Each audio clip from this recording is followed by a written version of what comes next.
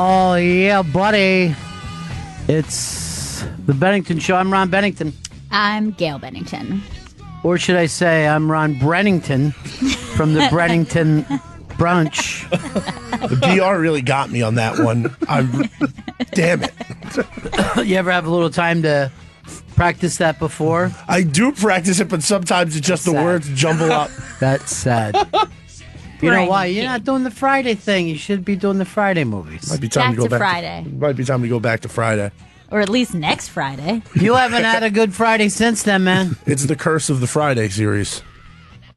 I thought there was a fog in here, but Stanley's just vaping like, well, he calls it vapor time. That's his whole deal that he says, and he takes off his shirt, and he has that weird mask that does no good for anybody. We see it's you.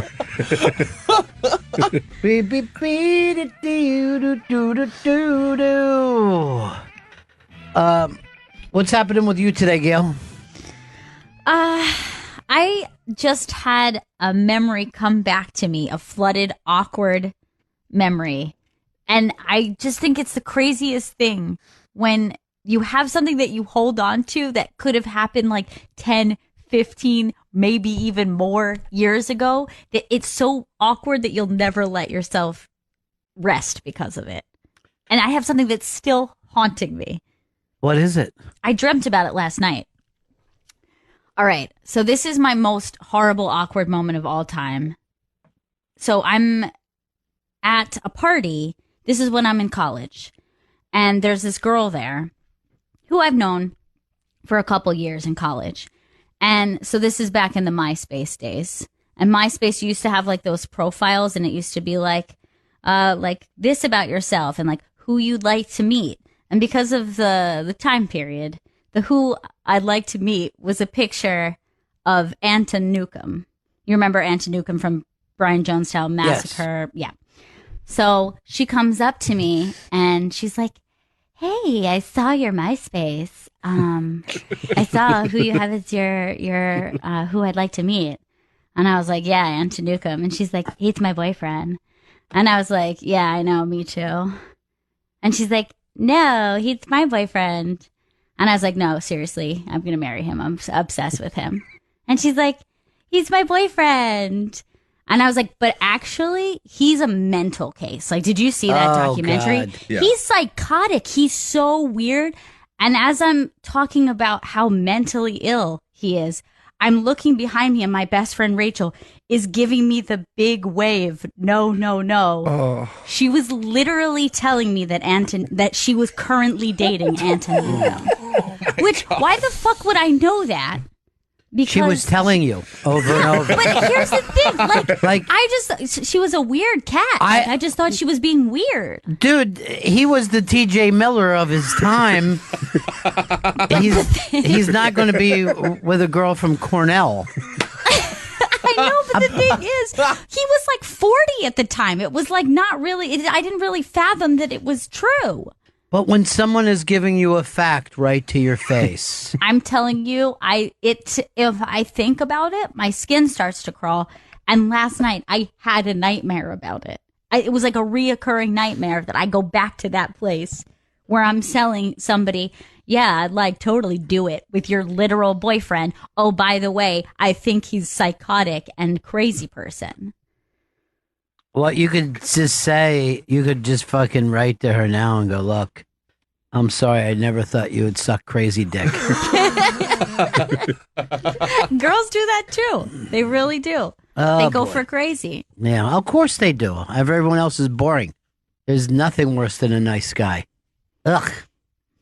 They bring nothing to the table. Hold on. Earl's going fucking nuts over here, and he's just making a noise at a radio station. What was that movie where Bogart had those little Cane Mutiny? Yeah, he's doing a cane mutiny over here. I can do that. I can do that for real. I got up here. That's nothing to brag about. I know. They thought that guy was a psycho. You're our Anton Queeg. Why would you have that? I've always they were given to me when I went to San Francisco. and Yes. I've had them ever since. That is not an answer. What you gave to me, like how you got them. The fact that you have crazy balls that you fucking. They're actually they call them like relaxation stress balls or whatever they are. I mean, Yeah. they're cool. I like them. Why would you have those when you could be playing with your own nuts and just fucking really It relaxing? feels good. Yeah, These nuts. D's. All right, Earl's got his most awkward moment ever. Went Done. from one piece of crazy to the next. No, I do have my awkward one is officially now 25 years old. Yeah. And I've told the story before. Meeting Bob Dylan at the supper Hold club. on. There it is. There's that name. Just fell down. Supper Club, like, right around the corner. Yeah, a few blocks from here. It was before the show. We had this, it was all the NEW crew. It was this chance to meet Bob Dylan. He's super cool. He's like beyond. Yeah, he's cool. everything you want. Everything you want. I shake his hand. He says, "Hello, nice to meet you." I open my mouth and nothing comes out. I wish that came out. Everyone around me was like, they said it was like the equivalent that you were like Moses on the mountain in the front of my eyes were wide open. I'm staring at him. I'm shaking his hand, and I don't let go of his hand. Oh God! Marty Martinez had to pry the hand off. Thank God Marty Martinez was there. Like he had to do like because I'm like, and I'm trying to say anything, and I got nothing. And I'm gonna So stick up. disappointing. I think it's probably happened to him a lot though. You think he'd understand? Yeah, I think he's like, here I go again. You know what I mean? It's probably 3-4 times a day that somebody can't believe they're meeting Bob Dylan. But no, I was just like, because it was like the fact that he was like remarkably cooler than I thought he would be. Yeah. And that was the only time I was like beyond starstruck. I met him once, and I guess it's similar to yours. I go, "What's up, Zimmerman?" And I just smack his fucking nuts. Pretty cool. I don't know. Yeah. Well, look, I could see Chris Stanley. Chris, yours is going to be playing over the Christmas break. Yes. Where you were 100%. drunk, Blackout. progressively drunk. By the end, blackout. I think the first. That's what I think is going to be great about this, and that you get drunker and drunker and drunker every day. Yeah, by the end, I'm a unmanageable mess. Is what I've been told. Unmanageable. That was the word that we all decided. Manageable. Outside of the urine special, one of my most awkward moments in my life was in the lobby of this building, bringing the David Cross Unmasked audience into the fishbowl. I'm like, "Hey, everyone, come with me if you're here for the David Cross Unmasked." You're still pretty new, right? I was, But new of like not being an intern, having the full, being a full, yeah, and being in this building. yeah. And then at the time there were large speakers in the lobby with like a tripod bottoms, like those 3-pronged legs. They were very large. I wasn't looking where I was going. I was walking backwards.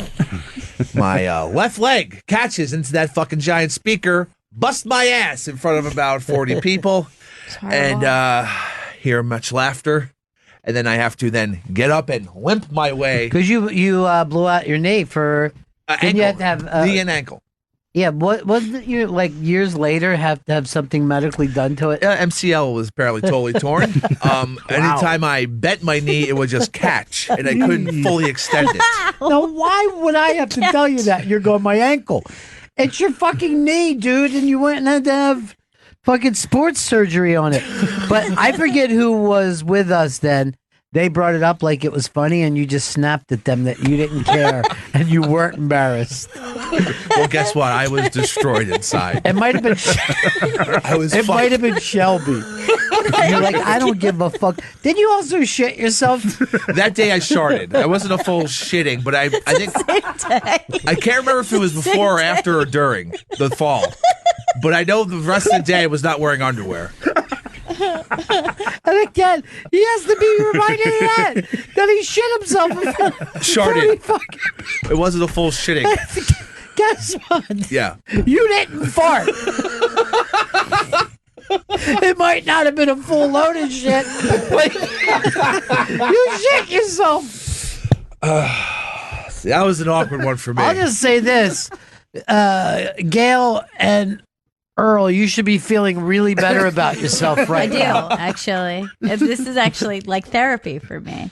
Now, Chris, what was the people's reaction? Because is it worse when you fall and everyone makes a big deal like, oh my God, are you okay? Or is it worse when everyone laughs? Personally, I feel it's worse when people say, "Are you okay?" Yeah. I get it. That makes me angry. You know what? Did you just say hangry? Angry. Like you're hungry and angry? Say hungry. Get me pretzel Another rocks. embarrassing moment. I think it was like a winter or two ago that I came out of the cab and hit some ice and went down, and people come over and started grabbing on me like I was an old lady. I was like, get away! I'm fine! I'm totally fine! Jesus, I just slipped. It happened. They just all come running over. I hate it. It's so fucking annoying. Yeah, I felt the gym 2 weeks ago, and I just started screaming at people, I'm fine! I'm fine! Because I already had to think of being a fat guy at the gym. So I was like, no. And they were like, are you sure you're okay? Do you need to sit down? And I was like, no, I'm going to continue my workout. People your weight should not fall down. Oh, shit. Vito, it's your turn now. No, was this when you found out you were Italian? No. No, he just says no. Proud of that. It was, I was working, I was serving drinks to like apple juice and orange juice to children. And I was joking around and I was like, give me the bottle. I'm the strongest guy in the world. I can open anything. And then one kid, I ripped it out of his hand and noticed he was missing an arm as I did it. Oh, God. And Jesus, I dude. just stood there and I just didn't know what to do and just opened his juice and put it on the table and walked away. You had a moment with a one arm. It was, and then I had to see the kid for the rest of the day, and I just kept remembering that I shouted out, I think I screamed, I can open anything you give me. Monster! You're a fucking monster! I had no idea until he turned, and it was, You didn't notice the one-armed kid in the fucking party before that. no, I had no idea, because I look at everybody as the same. That's nice. Mine is very similar to Vito's, and this happened when I believe I was a senior in high school. I was at a party at Corinne Lazarski's house. Fucking tons of people, all fucked up. We had a keg going, and her mom was there, and everything was great. We were getting fucking hammered. And I found myself staggering drunk, and somehow got in an argument with another youngster. Was doing all the "I'll fuck you up," let's fuck, you know what I mean? Because I was a young puncher in those days. And the kid said, "I can't fight you." Holds his two mangled fucking hands up.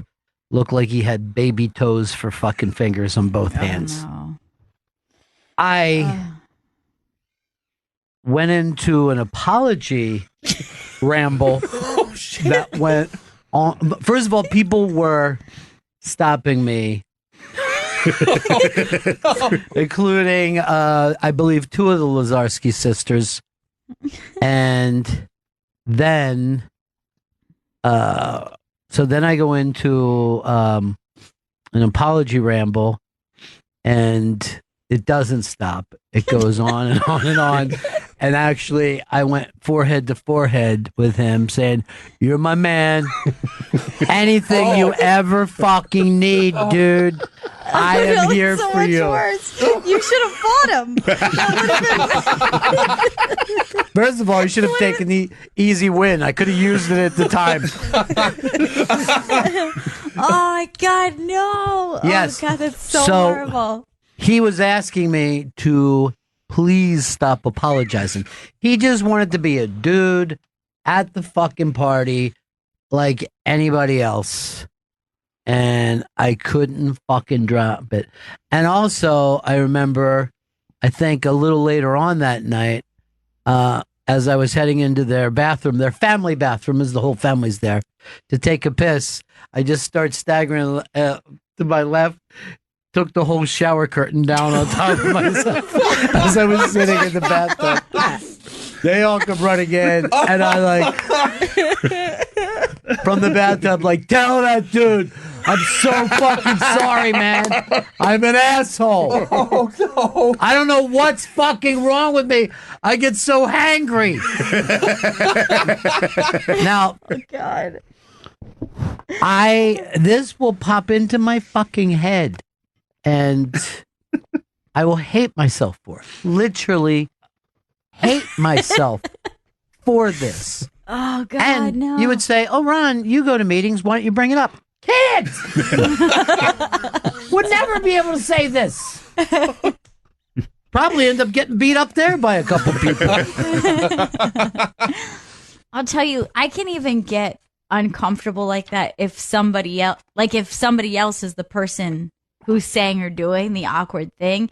It can almost hurt me as much that, like, that feeling that you just want to run away and get out of a situation. I had this thing where I was introducing, he was a friend of mine, and he was a neighbor, right? And this girl who I knew through someone else, I was introducing the two of them. Now, he is blind. And when I introduce her, she says to him, you know, I know sign language. And he's just like, okay. And then she starts to sign. So he says, are you signing right now to me? And she just starts to go, yeah, I'm signing. I can't believe. And she just starts to slowly stop talking when she realizes what she's doing. No. And I wanted to run away, but I also just wanted to be like, she's a friend of a friend, and I don't really know her that well. And I don't want you to think that I'm friends with someone this fucking dumb. She's doing sign language to a blind person. That's who Kardashian. can't see her. All right. Like, first of all, like, oh, God, I can't. If this was that movie where Julia Roberts was the star and was hanging out with the fucking moron in England, which one of us would get the last brownie for being the most pathetic? I have my vote easily. It's the man who shit himself in front of, In front of 40 plus people. You get the and last blew out his brownie. name and didn't realize even how to tell the story. He left out the fact that he had to go get fucking medical treatment to a knee with fucking a pant leg full of shit. Anybody else? Who's most embarrassing? I mean, Earl's happened to a star. Yeah, You know? I feel like Earl's I could live with myself. Vito made a disabled boy feel bad, so I'm going to vote him. Didn't try to punch him. Yeah, I'm going to put you second, Ron. I'm going to put you second to Chris. But what about my alcoholism? Doesn't that make it a little more understandable? It's a I disease, guess. guys. All right, you're going to yell Yes. at somebody with fucking stomach cancer? No, I don't think so. Chris had a bad day. You think? That was an epically bad day. How about how he even said it happened either before, during, or after? So he's thinking he could have shit himself, Unrelated. unrelated to this at all. I just know it happened that day. There was a sharding. You're the least self-aware person on this planet when you don't know when you shit It yourself. was a while ago at this point. That doesn't matter. What happened that day? I gave you every fucking detail of something that happened in the 70s. How many times are you shitting yourself that you can't keep track of? Look, it was a sharding. It's different than a full shit yourself. I hadn't shit myself. You didn't fart at all. Have you shit yourself since then? When I had food poisoning like 4 months ago, and Oh, I it remember happened that. a couple of times. Remember when I- You said it was multiple times. I yelled at him. I'm like, why are you still trying to fart 2 fucking days into this diarrhea explosion? And why wouldn't you only fart on the toilet? And he screamed at me. I was too sick to get up. I thought I'd gotten through the bulk of the fucking stomach virus. Yeah, you probably did get through the bulk, but it was still too fun. It was still thin ice, my friend. Thin fucking ice. Well, this wasn't related to the sickness. That's just you. I bet you could go back to that fucking bare mattress that he sleeps on, and there's still a brown stain there from the great sharding. 2018. I've never done that, but I unfortunately have peed my pants more than I'd like to admit as an adult. It's happened a few times. That's a girl thing. Yeah, that's a it could fucking be. girl thing. Your little fucking bladder stink. I'll tell you, worse than peeing your pants is peeing your dress because there's nothing to catch it. You know what? It just falls right on the floor. I thought that would be better. Women are so fucking gross. Now, a And buddy I of was mine keying told into my apartment at the time. I was actually had the keys in my door, and I just peed in the hallway. but your grandmother, your mom's mom, comes into the fucking house all the time screaming that she's fucking, Yeah, you know what I mean, about to piss herself. And then she can't even get a good belly laugh. She'll fucking scream at me to stop it. But I'll never forget this. A buddy of mine was telling me this story that he's in a traffic jam, stuck in a traffic jam, and feels a terrible shit coming on, and couldn't even like pull off. You know, you're in one of those things, and he fucking just shits himself. And he said the worst part was he felt his balls just rise up in his God. It went under his nuts. And there was so much shit. Earl's down.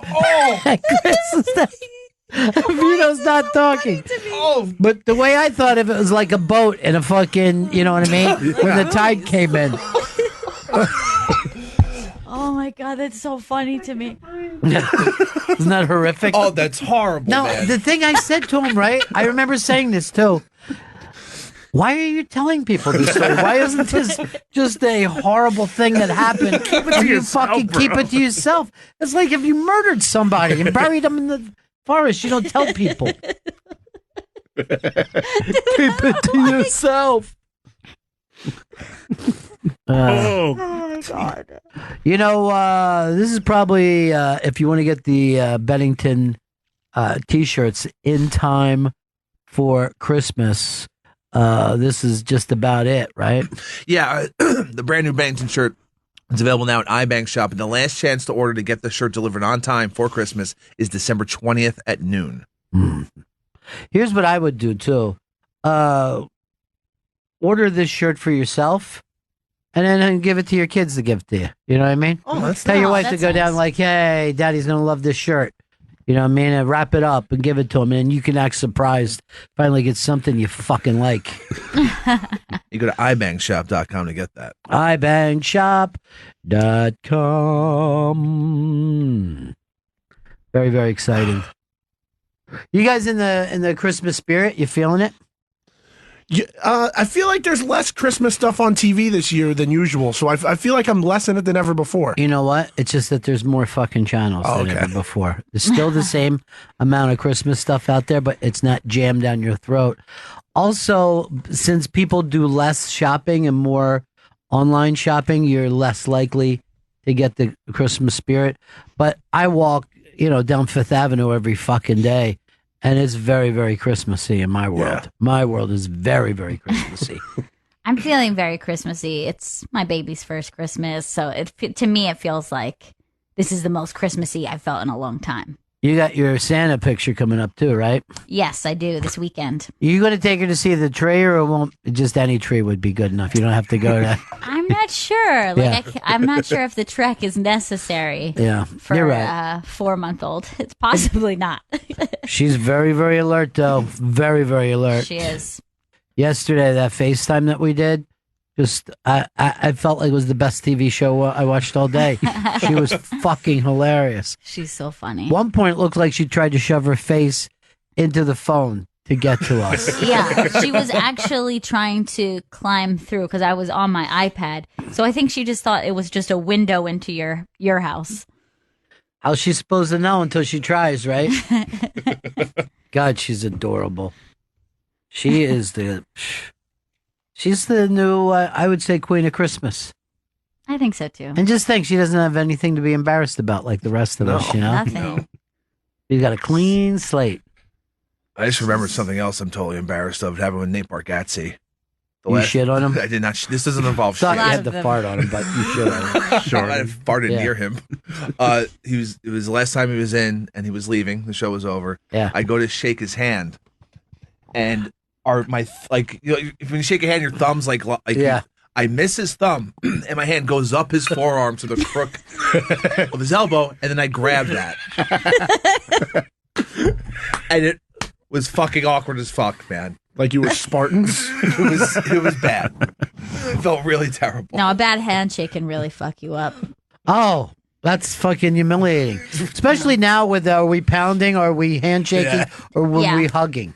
You know what I There's mean? like Like, so many guys come in for a hug now, and I've got the hand out in front of them, and I just end up with my hand in between both of our bellies during this fucking embrace. I read this tweet. A girl had just tweeted, and it was just like one of those things. She tells a funny story and it just gets like a million retweets. But she said that she had a crush on a guy at work, and he came. So she's all nervous, probably in her head. He goes to give her £1, and for some reason in her head, she thought he was miming a microphone, and she leaned in and said hello. Like into his hand. He's just like, hello. He's like, it's giving you £1, dude. I remember when I had an unmasked with Jimmy Fallon, I did something where like I was talking with my hands and he thought I was going in for a hug and tried to hug me in front of everybody. That's really bad. I think I even said, "Where are you going?" You thought it was charades. Yeah. By the way, when it gets to embarrassing story, then Big J has an unbelievable one with Nate Bargatze, and I remember him telling it at the annual David Tell thing a couple years ago. It's one of my favorite stories of all time. Fuck, all those guys are such nerds. I don't know how you could be funny and still be a fucking nerd. I don't get it. You know what I mean? I just don't get it. I would think funny and cool is the same thing. Yeah. None of them agree to it. No. They think you can be funny and still listen to Korn. I have one last embarrassing thing because it was with a guest that was in the building one day. Came in early because J.J. Abrams was here, and I wanted to get my season 5 Lost collector's edition signed. He goes to sign it. No, he goes to open and look through it, and I go, "Hey man, you could just sign the front. You don't need to look for somewhere to sign." And he goes, "Yeah, man, I just haven't seen this in a while, and I wanted to look through it." And I felt like such a dick. Do you guys remember when I told Brian Wilson that the Beach Boys touched children? And that actually happened with Dennis. Literally the worst feeling of my life. And it was like one of those things, like as I said it to him, I heard it come out of my mouth and I just want to be like, go back in. No, reverse time. Luckily, saying it to Brian Wilson is like saying it to a tree stump. He wouldn't understand anyway. I did see his brow furrow as if to be like, what? How did she know? How does she know what the terrible things the Beach Boys have done? Chris, you told me to break already? Yeah, we should take a break. Oh, I'm going to be at the big stand show on New Year's Eve, doing 2 shows, and I'll have more details about that next week. But Nice. yeah. Exciting. Yeah, remember Adele? They wouldn't stop. Mm-hmm. They wouldn't stop. They all want Ronnie B to They there. love you. They Why claim shouldn't the they? man who invented bringing everybody on stage at midnight. You was did you. invent it. Can't believe that. Certainly doesn't feel like that was a first. Hey, everybody, let's come on up Innovator. and we'll all count down together. Oh, the lack of show business in these kids today. They don't have show or business. All right, let's break. Right back, Bennington.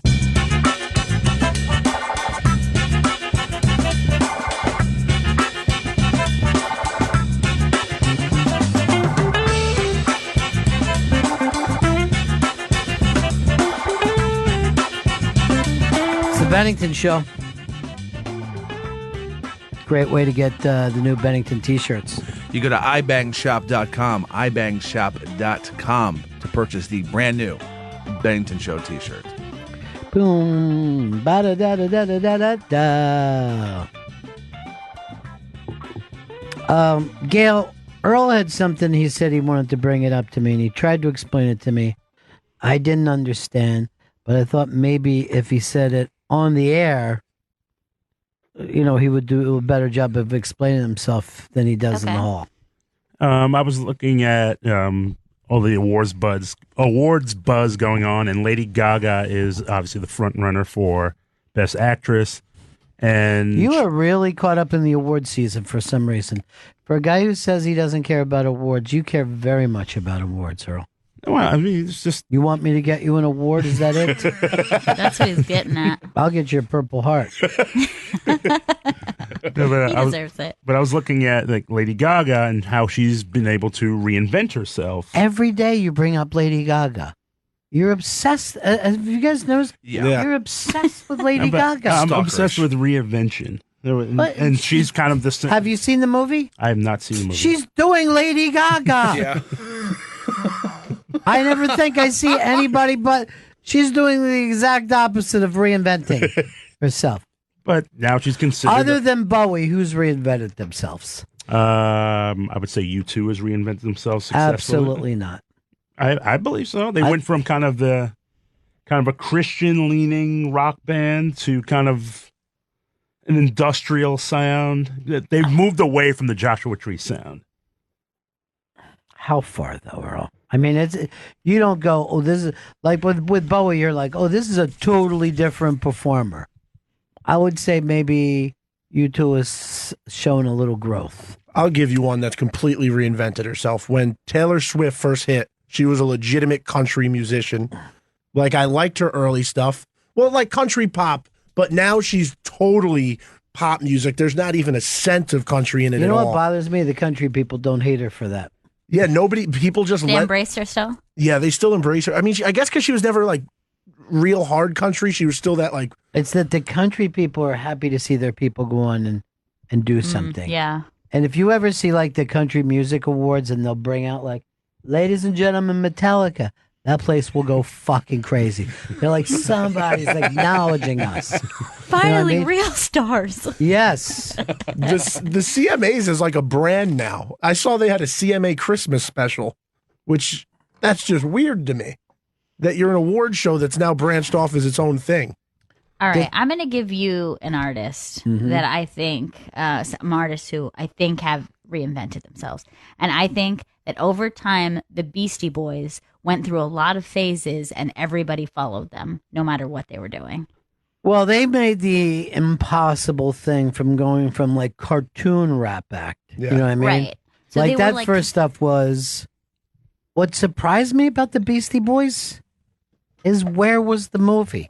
They could have been right. the fucking dead end kids of their times. They could have been the Three Stooges of their time. They should have been Jackass. Yeah, Rick Rubin's vision was exactly that. He wanted them to be the Three Stooges of hip hop, and they kind of moved into this other direction where they were making, pretty much did very sample heavy music before a lot of acts really jumped on it. But they could have been the Three Stooges of that. Their personalities were hilarious. But I think from them going to just like kind of idiot kids to like kind of punky idiot kids into like serious hip hop artists into just totally experimental, like mixing genres later in life, and also going back and going, oh, by the way, our early stuff was pretty silly and at times pretty sexist, and we feel bad for that. And everyone went, it's okay, Beastie Boys, we accept you. We okay. You were just some idiots from Brooklyn who put an inflatable microphone between your fucking legs. They very much could have got lost in that era of like early 90s, late 80s hip hop that was just cartoonish and silly. Like all those one-hit wonders that came out were just funny music videos basically that hit big. Yeah, they could have did the fight for your right to party. They did do that. Yeah. No, they could have did that song over and over and over and over and over again. Right. Variations of that. No. Or they could have just disappeared after one album, which I thought. Like, remember they toured with Madonna the first time? And I'm like, these lucky fucking idiots. They get to go out and play arenas. They'll be talking about this the rest of their life. I did not think, you know what I mean? And unlike Chris Stanley, I'm willing to admit when I make a mistake. But I did not think that they were going to hang around. Yeah. And then pretty much after Hello Nasty, I think, was like kind of every album after that kind of had a unique sound and very different and serious. And then they would take on like politics. And I just kind of think everyone was like, wherever Beastie Boys are going, I'm cool with it. Yeah, they even did 2 albums of all instrumentals as just a band. They knew how to play. They were actually accomplished musicians as well. Unlike every other person in hip hop history. They actually knew how to play. All right, Chris Stanley, we're looking over at you. Yes. I mean, we've had some dumb stuff. We've had some smart stuff. I mean, let's face it. I can't hear about Stars Born every single day. I understand. Fucking Earl is obsessed. I don't know why you don't go see the movie, Earl. Promise me you will see it over the weekend. I'm working. You're going to wait for the Christmas break? Probably during the break. When's the last time you walked into a movie theater? Was it Pete Kelly's Blues? No. You guys ever notice how often he yells no at me? Yeah, he's never wants to admit to the things he's done. And, Thank you. like he's constantly lying to you, Ron. Yeah. I mean, Pete Kelly's Blues. Of course, I haven't seen Pete Kelly's Blues in a theater. Why not? That definitely was the last movie you saw at the theater. It's my dad's joke. My dad hasn't been in the movie since Pete Kelly's Blues, and he brags about it.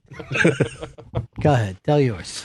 This is a person who changes so much. So much. It's like he's the iguana of music. He or she, because I'm saying Miley Cyrus went from a weird Hannah You're Montana. just doing the same thing as he. No, I'm not. Yeah, man. They're getting your own shit. How about that? That's like saying somebody went from being a 7th grader to an adult.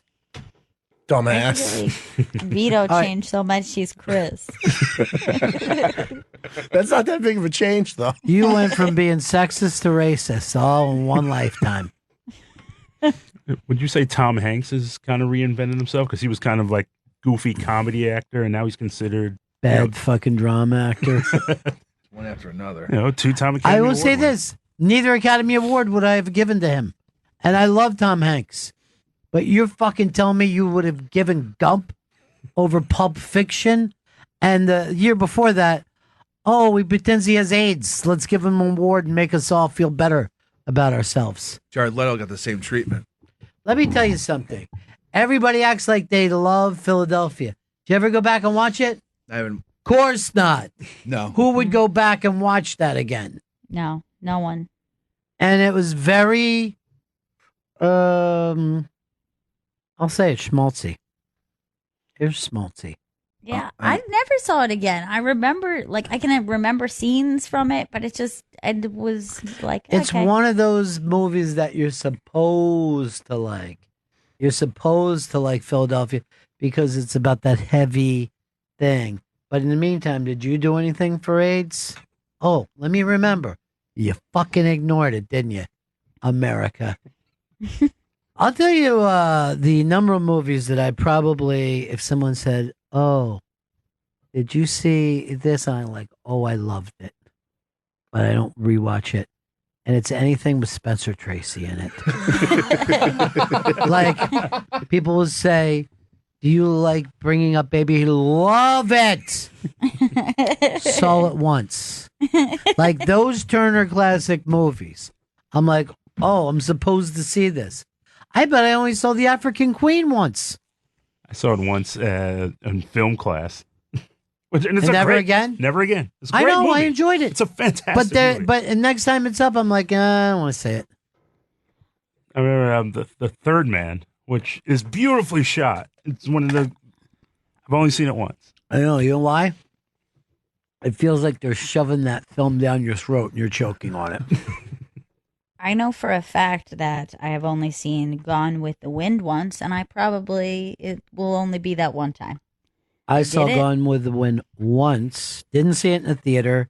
Watched the fucking videotape. That's how long it was. And was screaming, when is this thing going down? When will this be done? Because I wanted to be able to say I saw it.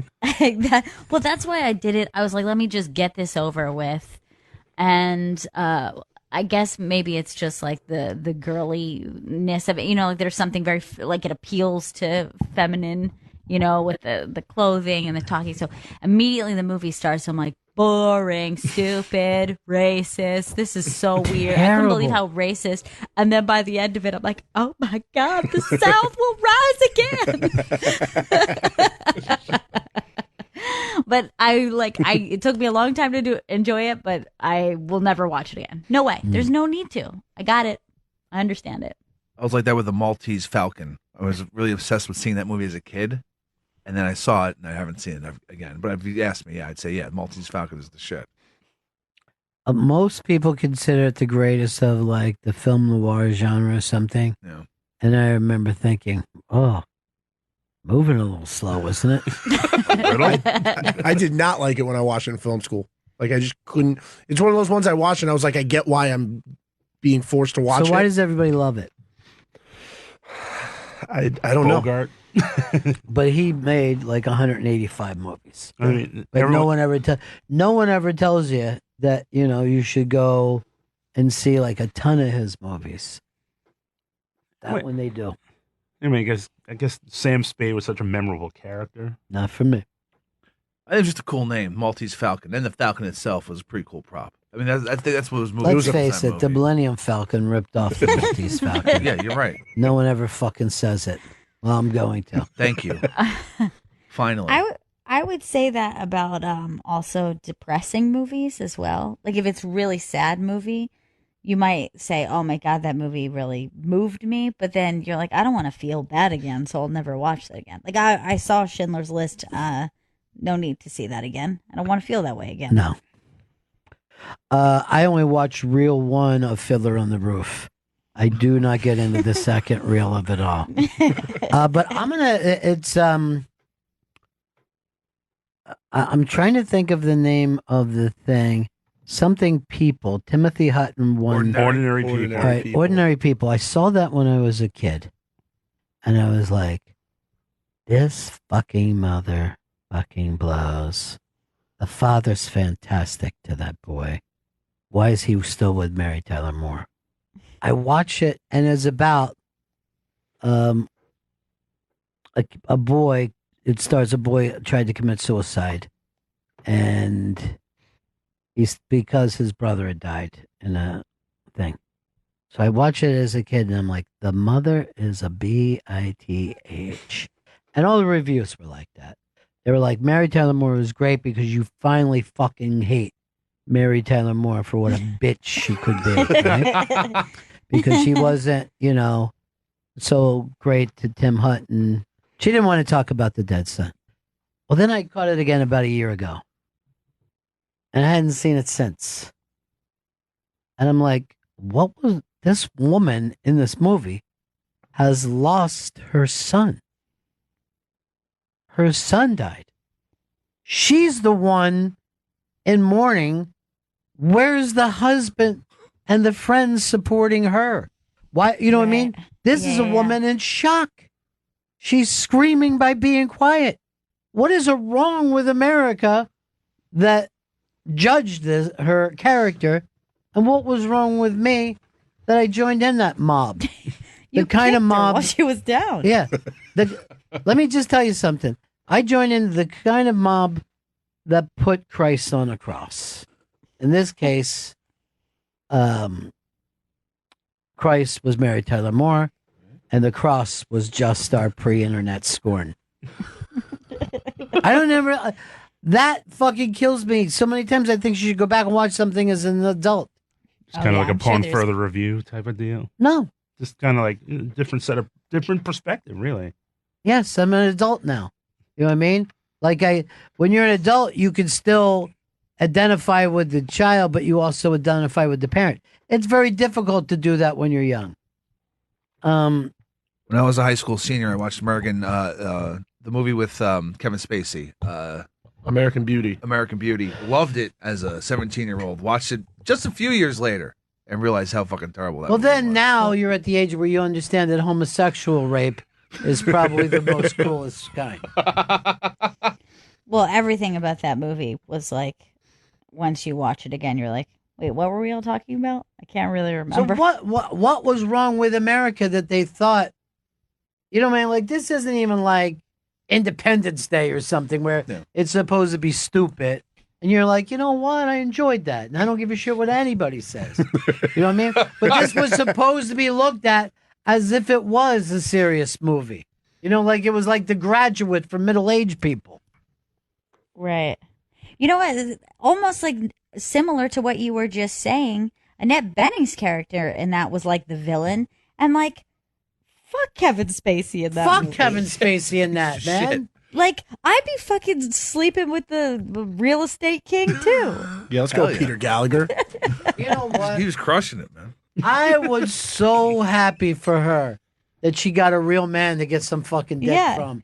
And I was happy when she fucking waved to that picture of him on a bench. Actually, when you think of it, that's the only good parts of the movie is her. And she was supposed to be the villain? She's amazing.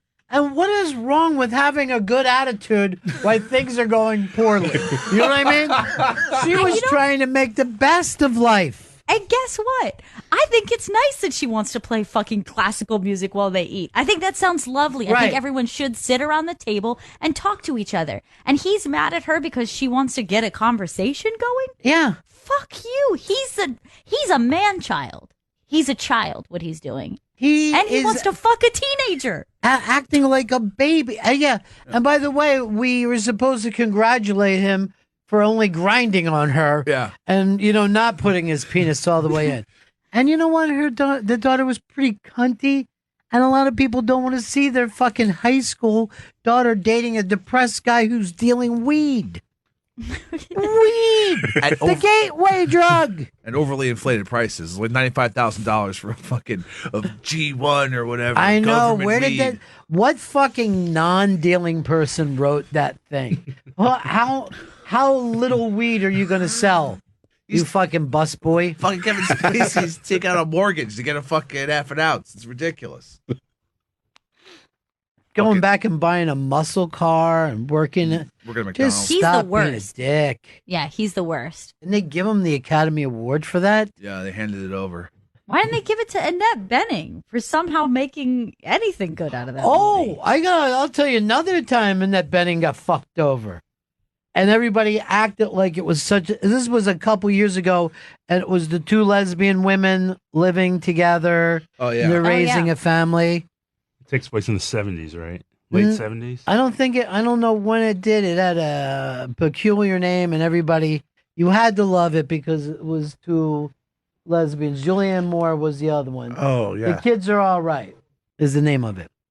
The fact that we're all supposed to cheer why Annette Bening's wife fucks a dude after saying that she's a lesbian. Not only fucked her, but she acted like it was the best sex she ever had in her life. The sex that she was having, the things that she was screaming out. We're like, okay, oh, I know why we like this. All these lesbians need is some good dick.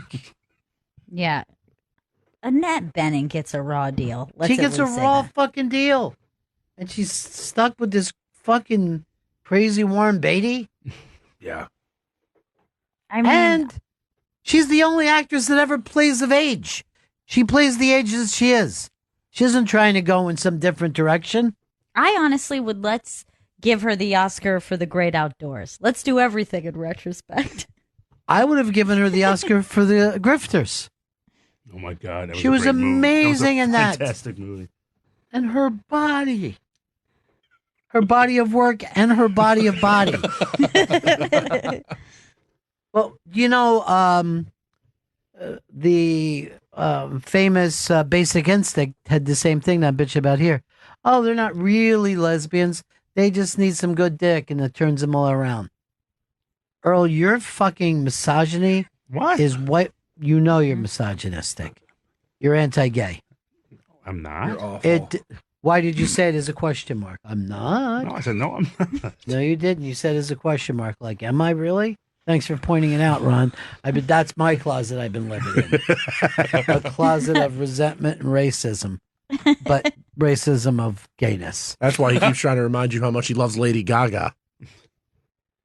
I just pointed out that Gaga has reinvented herself. She hasn't. She's in a movie.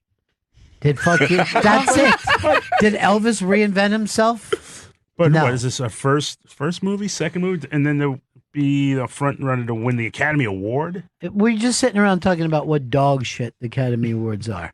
And you bow at this fucking First Amendment. After what they've done to Kevin Hart, are you even going to watch it? Probably not. No, probably be on. I will. I want to fucking see it. I want to see what's I'm I happening. want to see the see it. hostless fucking Oscars. I want to see Me this too. shit. Come on, I think Radio they should Gaga. they should get a robot to do it. All we need is Lady Gaga. Lady Gaga. Mr. Robot got nominated for a SAG award. What are you fucking kidding me? The actor for playing Freddie Mercury. I hope he wins. I hope the Bohemian Rhapsody wins everything. Here's what I would love. Be perfect. If he fucking, if he wins an award and he goes like this, when he accepts it, he's just standing there for a while, and he goes, "Flush, oh, he's gonna save us." And They that, do that on a commercial now, though. I know. I sing along Yeah. every fucking it's commercial. fucking amazing. And that wasn't in Bohemian Rhapsody. That was the biggest fucking insult. That's where this all goes back to. It's fucking Chris's awful. legitimate anger with what was included in Bohemian Rhapsody. What a shit movie. Just because it didn't you have see that it? song. Yeah, I saw it. I saw it over Did you Thanksgiving. like it? Fucking hated it. It was awful, dude. It was really bad. I've talked to some people who said they loved it, They shouldn't have loved it. and they mom loved go, it. they recreate the Live Aid thing shot for shot, Shot for and I shot. go, why? It's already on fucking shot for shot. It starts, right? I'm like, okay, I guess this Right. is Different shots. and then you realize, oh wait, they're gonna play the whole thing. I was just annoyed because that guy it's on YouTube. It's better because it's the fucking guy who did it. The guy that's fucking he's alive. We don't there. like that in this. We like the lip syncer. Fuck that. All right, man. All Easy, dude. Come on, Chris. Take Too it much. fucking down, man. Okay. And I'm not the enemy here. I know okay? you're not. This You're not. sounds like another anti-gay thing. This is pro gays and straights. Why don't you just promote the fucking t-shirts, dude? All right. As a way, if like you can cut off the sleeves, cut off the collar, and be as gay as you want to be. Yeah, you could have a gun show, okay? ibangshop.com, cut the sleeves off, make it a midriff. Whatever you want. You go to ibangshop.com to get the brand new Bennington t-shirt. Once you own it, you can do what you want with it. Look, he sat back and giggled, and looked at me like, "Did you like that, Ron? Ron, did you? You're not getting Please. it out of me this time." Throw me a dog treat, Daddy. Yeah. I want those good boy points. Throw me some Daddy. biscuits. Everyone stop calling my dad daddy, please. I was just letting them go with it. Finally, it's in the open.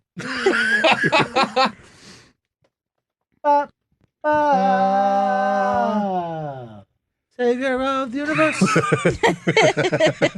Your falsetto was on point. Yeah, he's good. I was He's obsessed. a good fucking singer. Thank you, Ron. I was obsessed with the princess from Flash Gordon, the movie from the 80s. I thought you meant the song. No, I pleasured myself. I saw before that Flesh Good Gordon. Have you ever heard of it? No, It was the weird, and I saw it at a drive-in. It was a weird softcore porn in the 70s, and the spaceship was like a flying dick. Clever. Subtle. Yeah, subtle as the 70s, I like to say. We were just throwing glitter at the fucking screen. This looks pretty good. I mean, that's some good wordplay. Flesh Gordon. I was like a dick monster. This fucking still. There's a lot of dick stuff in there. This pirate's pretty sexy. Very large breasts.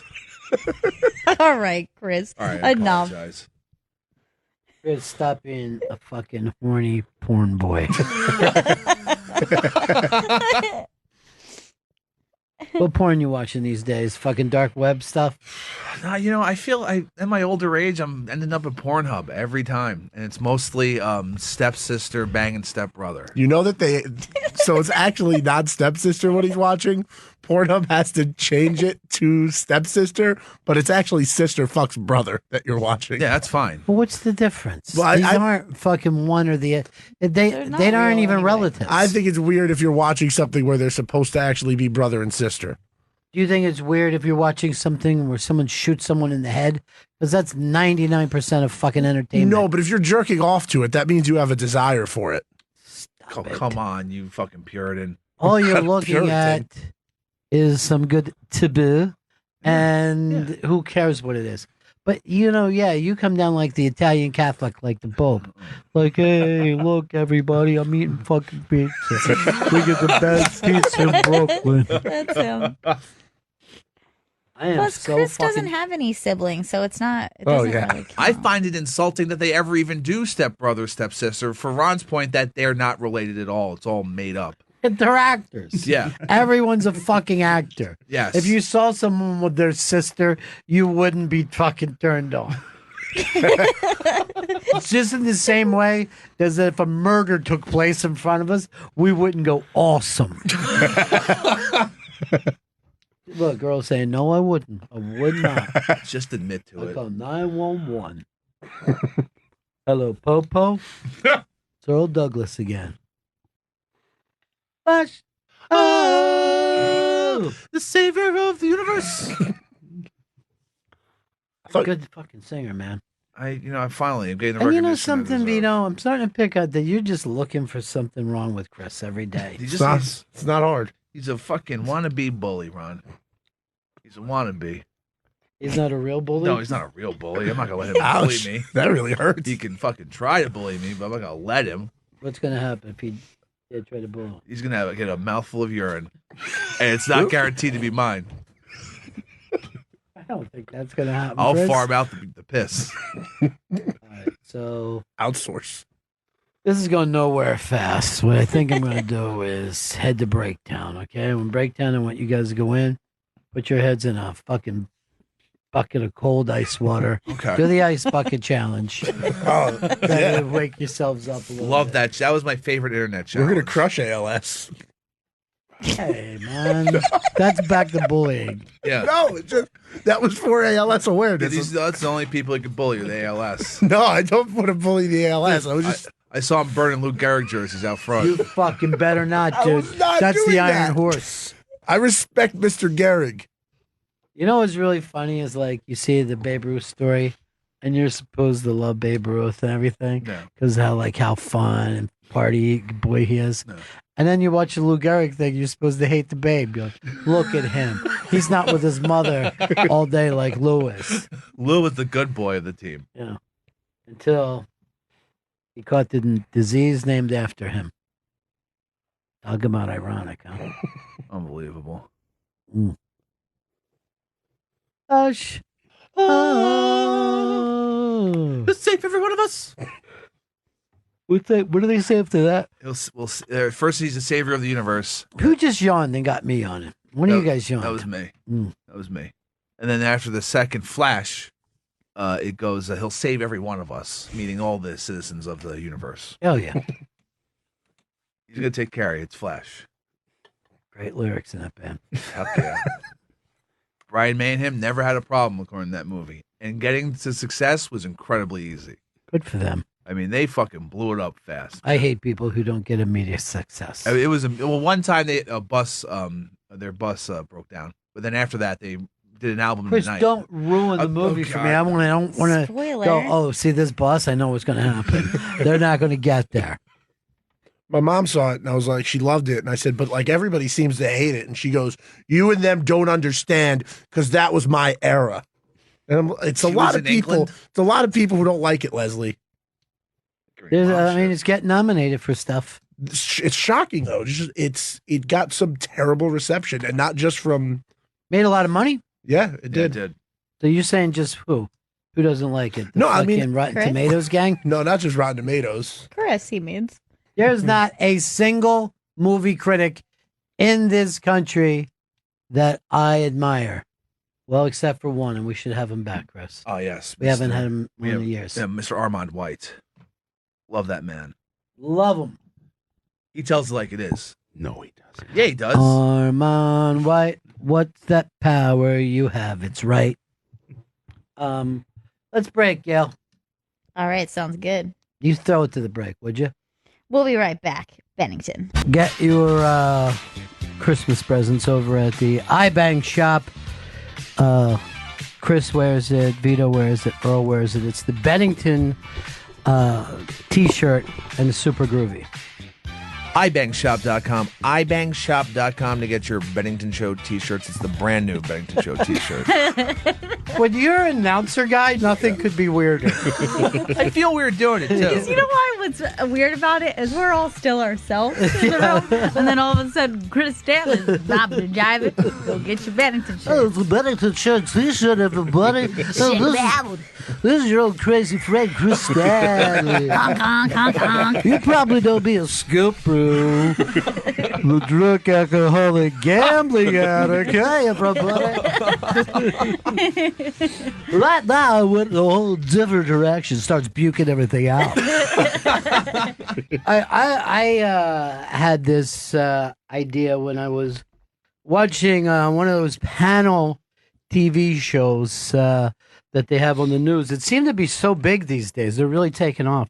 Congratulations to I don't want everybody. to hear from one person. I want to hear from 10. I wanted to look like the Brady Bunch. CNN does that more than anyone. Yeah. They just literally, we've got 10 people on right now, and they're going to get very little to say. And if you pay attention, like let's say there's one person on the panel you either know or you've read their Yeah. work or something, you're like, oh, I'd like to hear. You get one sentence from that person. Here's how it normally goes, too, if I'm the host, right? Gail Bennington. Thanks for having me, Ron. I want to talk to Earl now. Earl, did you see that Chris Stanley is here? Chris Vito's here. And back to you, Gail. Oh, But okay. Do you agree or disagree, Well, you know Earl? what okay. Well, It's really insane. And I've never seen one of those that was helpful. And I always like to see like the new kid in town. And right now it's Natasha Bertram, who's really a good writer.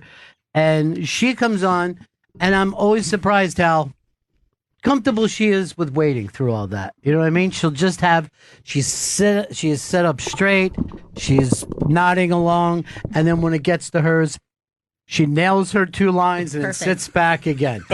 Sometimes she's the only guest, and I'm like, oh, this is a very, very smart person. I would like to see somebody who's just like this. Oh my God, I didn't know you were going to go to me. Sorry, I thought for sure that you were going to ask 3 more people before me. I like this. I'm sorry, I can't hear you.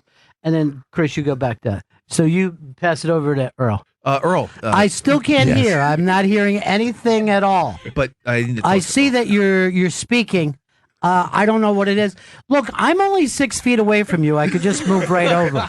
You know, a lot of those people are there. I know, and it always seems like they're throwing it to someone, but they're throwing it to someone Yeah. 2 feet away. And I'm always like, well, why can't they fly in for this? They're there.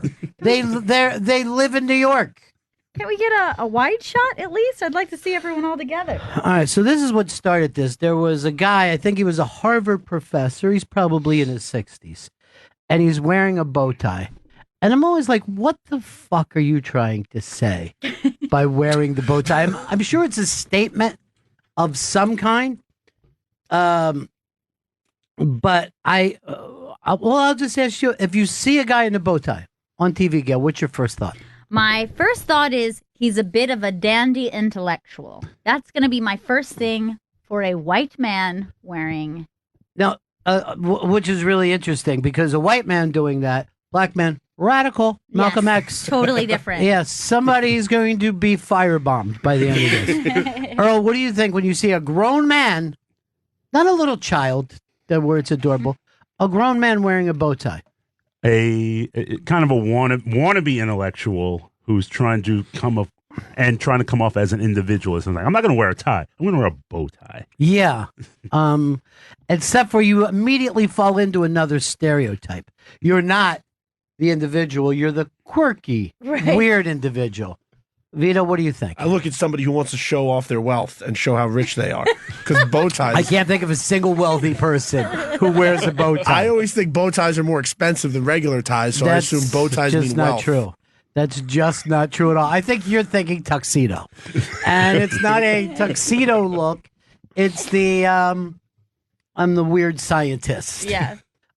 Chris Stanley? It's a person who wearing a bow tie is looking down on everyone else around them and wants them to feel worse. Like, oh, maybe I should be wearing a bow tie. It's someone who thinks they're better than everyone else. Intellectually better? Intellectually, socially, and fashionably. Well, first of all, fashion, it's always a faux pas.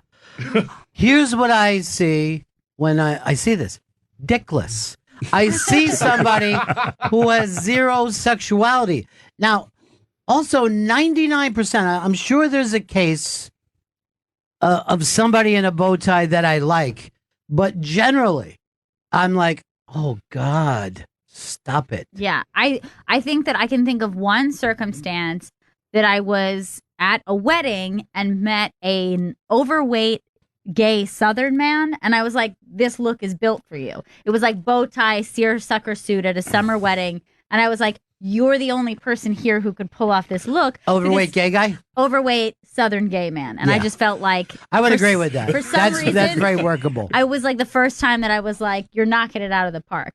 In other cases, if you take that same person and let's say he's a straight man, I'm going to think some sort of a racist. I don't know why, but I'm just like, I'm going to go old-timey racist. Well, I'll just say this, and maybe I'm an old-fashioned kind of guy, but I think society worked better when we used to string them up.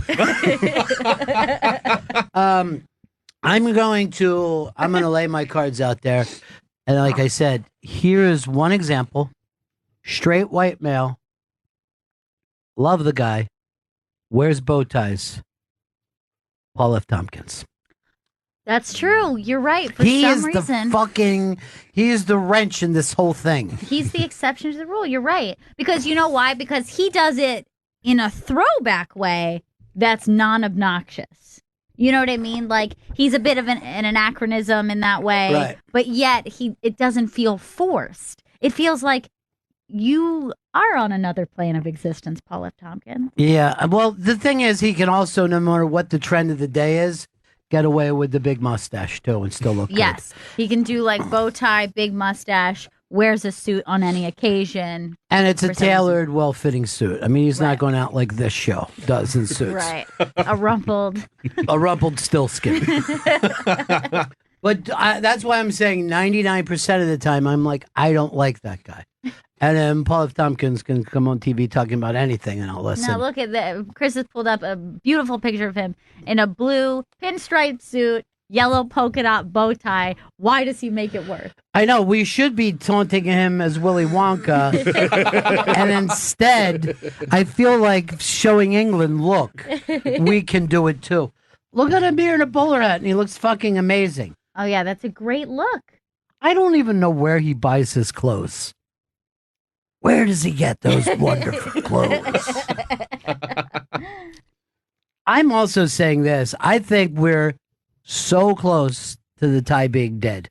You know what I mean? Yeah. And that's it's a slow thing where you would just see Barack Obama show up with a white shirt and no tie.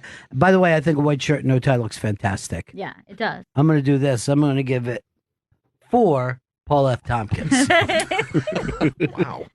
Yeah, I mean, the tie trends change so drastically through the decades, like fat tie, skinny tie, doing the pattern tie. But then, like, are we in a just no tie trend right now? Well, you know, the funny thing about the tie, it's the only time really in the male history where you can make a fashion faux pas. Most of the time, Right. males can just walk through life.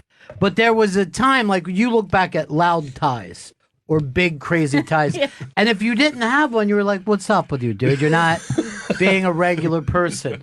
There was a time where you could be in a band and wear a thin tie with that looked like a keyboard, and people would be like, "Yeah, of course, he's in a band." You know what I mean? He's a cool guy. You can't do that now. I remember when some stupid Billy Joel song where he said, "What's can't you see that your tie's too wide?" Right? He was because he was being mocked that he was wearing big thick ties during the new wave skinny tie, and then people attacked him for that line even. He can't win. No, But he can't win. But I will agree, for some reason, when a trend is on, let's say you're in a thick tie trend and you go skinny, I don't think you look as absurd as when it's skinny tie time and you've got a big old fat tie. Yeah. It's a very hilarious look. I don't think I've ever kept anything too long as much as I have a tie. You know what I mean? Like, Right. I still think it's okay to go back and grab an old tie, and obviously I'm wrong. I mean, there was a time people thought my golf. Worst trends because it was like the Regis tie was like the silky, like you had to like shield your eyes from the light coming Right. Very off of shiny. his shiny ties. And then I feel like that also made way for a shiny suit look. And it was not my favorite time. Well, the funny thing about the Regis tie is the ties that he was wearing were very expensive. But then he put out the Regis tie, which was a cheap, even shinier aluminum fucking look that was even worse. Yeah, that tie looks metal. Like that does not look like fabric. I had a shiny Regis tie in high school. It was red, and it was from the Donald J. Trump collection because they sold it at Macy's. Yes. And it was just dirt cheap. But it was red, shiny, and I wore it with a black shirt, and that was my Italian outfit.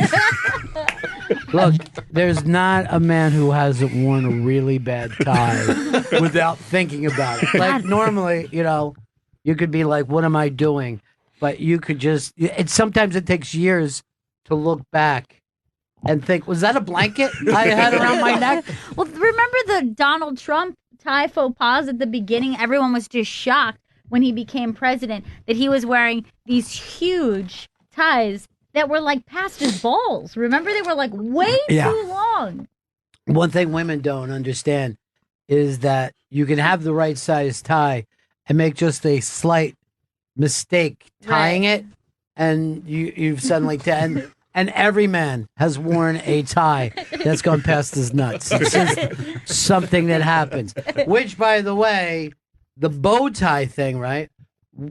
A guy like Paul F. Tompkins, if we could go back to him, I'm sure he tied that himself. Right. 99% of guys that wear bow ties, they're clip-ons. Yes. And they're fucking clown ties. Now, there was a bit of a trend where you were seeing them more at weddings, like, a skinny youngster would be like, I'm going to try a bow tie look. And 9 times out of 10, I would be like, it's a clip-on, isn't it? And they're like, yes, it is. I tried to do a regular one. Too couldn't do hard. it. Yeah, I have no idea how to tie a bow tie. No. Oh, by the way, here's the worst, and I will never call these a fucking tie, but those cowboy ropes, the Bolo bowler tie? Yeah, they're not ties. That's a fucking string around your neck. You know what I mean? If you want to say this is what I'm wearing, okay, I'm not stopping you. But let's not call it a tie. And let's not go to a formal event. Right. Put yourself in a nice suit and be like, I wore a tie tonight. No, you Yeah, didn't. but also, you know what? You better have something on the country and western charts, even to try this.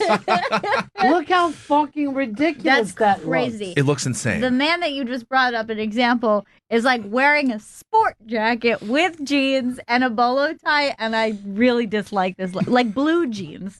Very, very blue jeans. Yeah, they're brand new blue jeans. It's His not way a of good showing a little look. Wranglers. respect to the fucking wedding. Although, I mean, the amount of times that anything is formal now is close to zero. Yeah. I can't believe that funerals aren't formal. I'm going to tell you, the last couple of funerals I've been to, I was always shocked how many people I saw were in casual wear, Yeah. sometimes not even black casual wear, just like, hey, this is me. I've showed up for a funeral, and you're like, not a good look. I understand that you might think it's silly to put on special clothes for this, but you're showing respect. But the very last funeral I went to was a black funeral, like Yeah. all black families, and they were dressed very well for the funerals. Yes. And I was like, okay, finally, I'm at There a is funeral where there everyone is appropriate. some formality still to the black and Latin communities that white people have just shedded completely. Yeah. You're just like, now I can see if it's the wake, you're going in and out, but if you're staying the day at the funeral, I agree. going to the house later. I don't think you should see denim at a funeral. You should not see denim. You shouldn't see a sneaker. What if I wear my denim suit where I wear the jacket, the Tennessee tuxedo, we like to call it? No. Will there be a bolo tie thrown in? Yeah, I bolo tie over a t-shirt, over a Molly Hatchet t-shirt. I found my old. I was like cleaning out a closet, and I found my old court ties. Like when when I first had some court trouble, I was like, no one knew about it. It was when I was at college, and I had to go get a tie. So I bought a tie off a rack on the street here in New York City. Like I'm gonna look good. I'm gonna look presentable, and it looks crazy. It's just like And yet, I think if I was a judge, I'm like, look, this idiot's trying. Yeah. You know what I mean? He's trying. Yeah. You know, I do it's, like it. it's like I can't believe that guys in motorcycle gangs. They put on a jacket, grease back a ponytail as a way of saying, Your Honor, I'm a simple businessman. Because it looks like I'm trying to get away with something. I had a friend who got into some legal trouble, and he wore some slacks, a nice sweater, and the judge made a remark like, next time you're in court, you might see fit to wear a suit. And he was furious because he said everybody else who were waiting to go in were like in these baggy, rumpled suits that weren't ironed. And he was like, Right. so that's a better look than what I'm doing. Yes. There's no way. This is better. I'm going to agree with the judge because, look, you're attempting. You're a fucking crackhead dealer, but you're saying, I get that this is happening. This is a big deal. Yeah, this is going down right now. Let's face it. A bad wedding dress is still a wedding dress. Right. You know what I mean? You're still attempting to say, I get that this is going on. But why? What, you know, the whole thing about judges demanding respect is just, what the fuck is this? Medieval England? What are you, a fucking sire here, asshole? You're a fucking Please say dude. Malige the next time you address me. And they're all on a power trip. They never want to even a slight disrespect. Not saying like fuck you, the judge, but I think they're overly sensitive to people giving them shit. Also, Yes, they are. There's no doubt about it. Although, like, I'm surprised that some people say "fuck" in there. Like, you gotta admit yourself. It's like being on the Tonight Show. You know when you say "fuck," it's stopping everything. You're getting pulled. Yeah.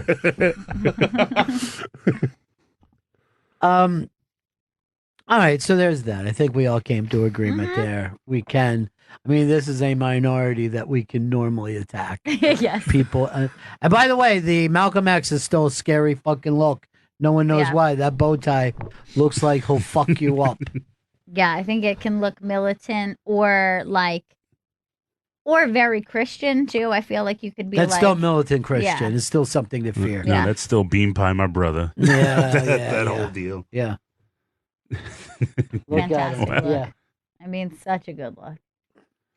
We were talking the other day. It's such a great movie. Mm-hmm. You brought it up time and time again. All right, G, what else is on your mind on this beautiful Friday? All right, so this is another thing that's something that's bugging me. Okay. If you see somebody either online or via text message who has responded to you, H-E-H-E-H-E, what are you hearing in your head when you see this? No, I have to admit, I don't take any of that serious. So you don't, if someone writes an H-E-H-E as opposed to an H-A-H-A, you're not hearing a different sound when you read it.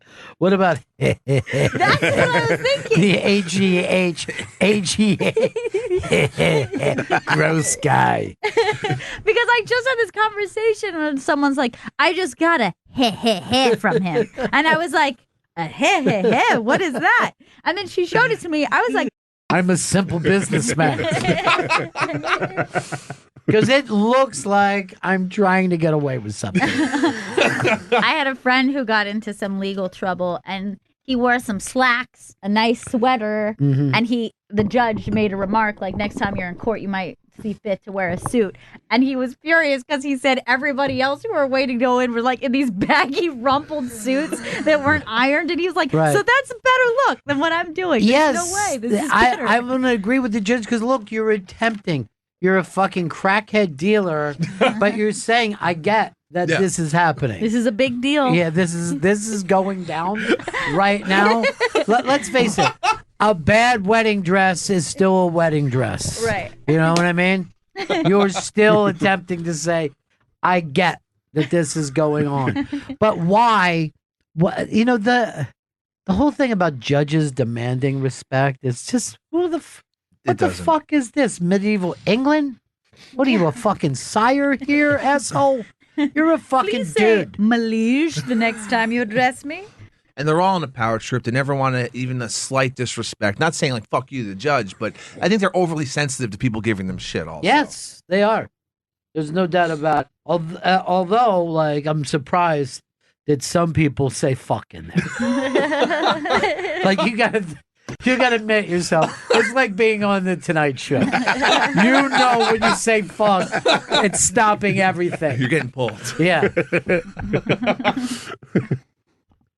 All right, so there's that. I think we all came to agreement there. We can. I mean, this is a minority that we can normally attack. Yes. People. And by the way, the Malcolm X is still a scary fucking look. No one knows why. That bow tie looks like he'll fuck you up. Yeah, I think it can look militant or very Christian too. I feel like you could be That's still militant Christian. Yeah. It's still something to fear. No, that's still bean pie, my brother. Yeah, that whole deal. Yeah. Fantastic look. Yeah. I mean, such a good look. We were talking the other day. It's such a great movie. You brought it up time and time again. All right, G, what else is on your mind on this beautiful Friday? All right, so this is another thing that's something that's bugging me. If you see somebody either online or via text message who has responded to you, H-E-H-E-H-E, what are you hearing in your head when you see this? No, I have to admit, I don't take any of that serious. So you don't, if someone writes an H-E-H-E as opposed to an H-A-H-A, you're not hearing a different sound when you read it. What about That's what I was thinking. the H-E-H-H-E? Gross guy. Because I just had this conversation when someone's like, I just got a heh from him. And I was like, a heh, what is that? And then she showed it to me. I was like, I think he's being playful with you, like a hee. And she's like, he would never say that. And I was like, I think we say things that we would never say via text message. I know. But I was arguing with her that I feel like he was being playfully cute, and she felt like he was being like, which is a very different emotion. Have you ever been part of like a group text where you're sitting near someone and seeing that person write the ha or the LOL and see that they're not? Yeah, with their facial expression hasn't even changed. Yeah. They haven't even grinned, let alone LOL. Thank you. And then they try to tell you it's on the inside. It isn't. That's not what LOL means, which is why I don't throw them out there. I really don't. I will write a ha, or I'll give rolling emoji cry face. You do that a lot. I like a crying laughing face. But an LOL, I think you're literally giving a message that, oh my goodness, I read this, and aloud I laughed. Now, when I see you a lot of times doing the crying laughing face, I normally think that also means laughing for sad. You know what I mean? Yes. Like, she's so cute. Because you do that a lot with the baby. I do. I do happy for sad a lot. Yeah. I reserve LOL just for actual laugh out loud moments. don't believe Now, I do you- swear to I God. don't believe I you, swear dude. to God. You don't laugh out loud unless you feel like you're on the air and you're judged for it. I'll say this about Chris. I feel like sometimes he throws in a couple too many HAHAs that I'm like, Look, this is a 4-letter Right. haha, not a 10-letter He's like- haha. He's I like love- 2 lines. Yeah, I love Yeah. throwing like an intense fucking long ha ha ha ha ha. Yes, I've noticed it, and sometimes I'm like, that's more like a You know what I mean? Like that wasn't that kind of a joke. You know why we're saying it, Chris? I think you've gone from a functioning alcoholic to a non-functioning alcoholic. Oh, I thought we were all being honest with how we thought about Chris. I went too far, but I do feel that. I don't know where Vito is on the LOLs. I say, so one, when I hear, I've never thought of heh heh heh. I always thought it was a little bashful, like, Do you do that though? no, but I don't say Yes, you do. I don't say You do. You do it in real I've life. seen some he. Oh, I do get bashful, and I do go, and I go Yeah. a shirt over nose while I laugh You a lot. actually laugh like an Asian schoolgirl. Yeah, I always felt like one. So hot. I normally, Vito, yeah, he definitely is. I normally send 3 crying emojis because it comes up big if you do 3. Right, And if you do 4, now they're tiny. it's tiny. So you go 3 of those, or I just do a ha ha ha ha ha exclamation point. Oh, I never throw an exclamation. No, point. I don't put punctuations Fuck in. that. You know, I don't do the emojis because as soon as I hit that thing, I go, "Oh, I could much better do a meme here." Very funny. And I'm more likely to do a fat kid dancing than I am saying this is really happy for me. I'll also like to send the eyes if something's funny. What? They're just the eyes that are like that. Why would you do that? Because Wait, like what are I'm the looking eyes? at you laughing. Like the 2 eyes that are looking at Yeah. the side, the Yeah. emoji, the 2 big eyeballs looking out the sideways. But I never thought that was for laughter. No. like my eyes are on you. I'm That's laughing supposed at to you. be like an eye roll. Yeah. Oh God, I've been giving people the Yeah. wrong message. I use the emoji that looks up as eye roll. But again, I would say a GIF, or as Chris says, a GIF, would be more appropriate when I want to use an eye roll, because I never feel like the emoji really gives me. For an eye roll, I use the white guy blinking. It's a good one. That's a classic What is it? GIF that I think. It's just this guy going like, Well, who's the guy? And for just a some reason random- he's called white guy blinking, and that's my favorite. Is that he's so white that he's white guy blinking. I don't think I've ever seen All this right. guy before. Click the GIF so he can see it in action, because it's the best ever. And we don't even know why it was done. there's a video came out of why he blinked, and apparently it was just nothing. Like somebody made a scroll. Somebody made a slightly small joke, like not something that slightly could have been like a that's what she said kind of moment, but he just had a little blink that went with it. That's not it. That's not it, Chris. Stop it, Oh my Chris. You're god! the There it worst. is. There it There it is. is, Chris. It's So this this guy. is like, it's like, really? Is that? By the way, he is the whitest kind of white guy. He is. I mean, he could be like if somebody wanted to play Christian Finnegan in a fucking in a movie, it could be that guy. He's like Carrie Elwes, right? Yeah. White, like extremely white. You ever see like Christian Finnegan will be doing a stand up and he goes, you know, people think that I'm gay. And I'm like, I still do. Even though I know that you have a wife. But like, don't you think that's like a waste of a personality when you have the gay personality and then you're not gay? Yeah, somebody once told me that it's kind of like it's shitty to be like, I like my gays like really over the top and fun. But I have had that feeling before. A friend of mine had a gay roommate who was like a stick in the mud, just Yeah. like very dull personality, wasn't fun, wasn't animated, didn't want to do girl talk. And I was like, I feel like it's a waste of having Yeah. a gay roommate. A gay roommate can be so fun. It's so much fun. He's ruining it. That was always the funny thing about Fez is that he could play that character very well, but then he wasn't in real life. Right. You know, he's never like, let's go and check, let's talk about what's happening on Broadway. He could do that as a joke, but really he was going like this, the Buck season is shot.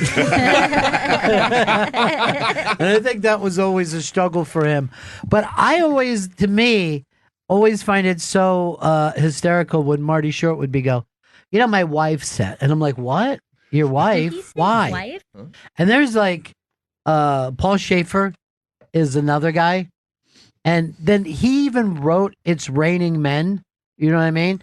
And in this, he was married at the time, or had a girlfriend who was like really weirded out, and this was like a #1 song, and it was in his book, and he was like heading through Central Park or something, and there was all these gays were dancing to it, and he's like, "Oh, my song," and his wife was like, "Oh, come on, let's go," and wouldn't let him enjoy that moment of his hit song, and that's how like. What a thread she must have felt like that relationship was. But I've never heard of Paul Schaefer's real. You know what I mean? Like Paul Schaefer's always been a straight guy. Yeah, but I see now what you're saying was like, even aside from that, like he could easily read us gay. Easily. Oh, 100%. Regis. Regis was always gay to me. Very animated. Yeah. And like couldn't do anything that a guy does. You know? Regis was always like, how does that work? You know? All right, here's one for you that really shocked me. Andy Dick was pretty sure for a very long time that Andy Dick was gay. Andy Dick, I think, is bi. Oh, is he? Yeah. I think so. I know because I know he grabs a lot of guys' nuts. That's been a big problem for him in his legal issues. But I do remember hearing him mention something about like a girlfriend once in an interview, and I was like, what now? Yeah. Yeah, he is open. I guess he's pen. Yes. But only as far as physically assaulting people.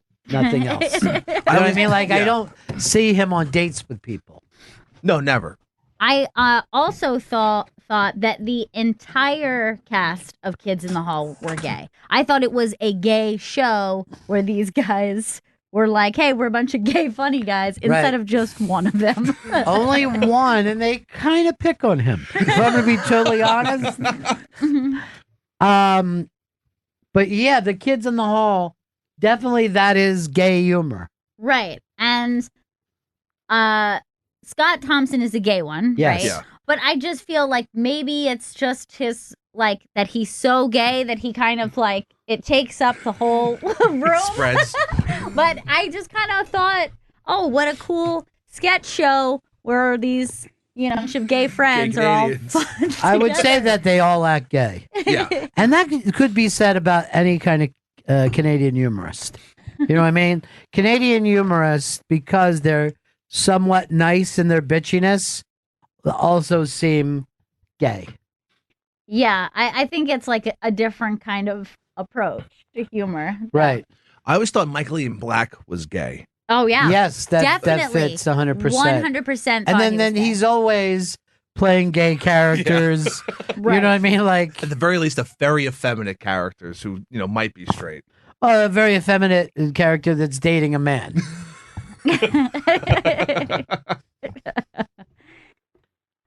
There is and it's really funny, and it just goes to show you how much the world has changed. So there's a Sherlock Holmes with Cumberbatch and the guy from the British Office, right? The I the know Jim of the British Office.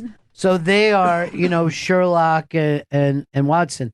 And then all through the show, people are always like, well, one, you know, like if they're a hotel, 1 bed or 2, and they're like 2 rooms. You know what I mean? Like everyone just assumes that they are gay, and you know they're not overly offended by it, you know, because it's the time that it is. But they have to point out all the time, no.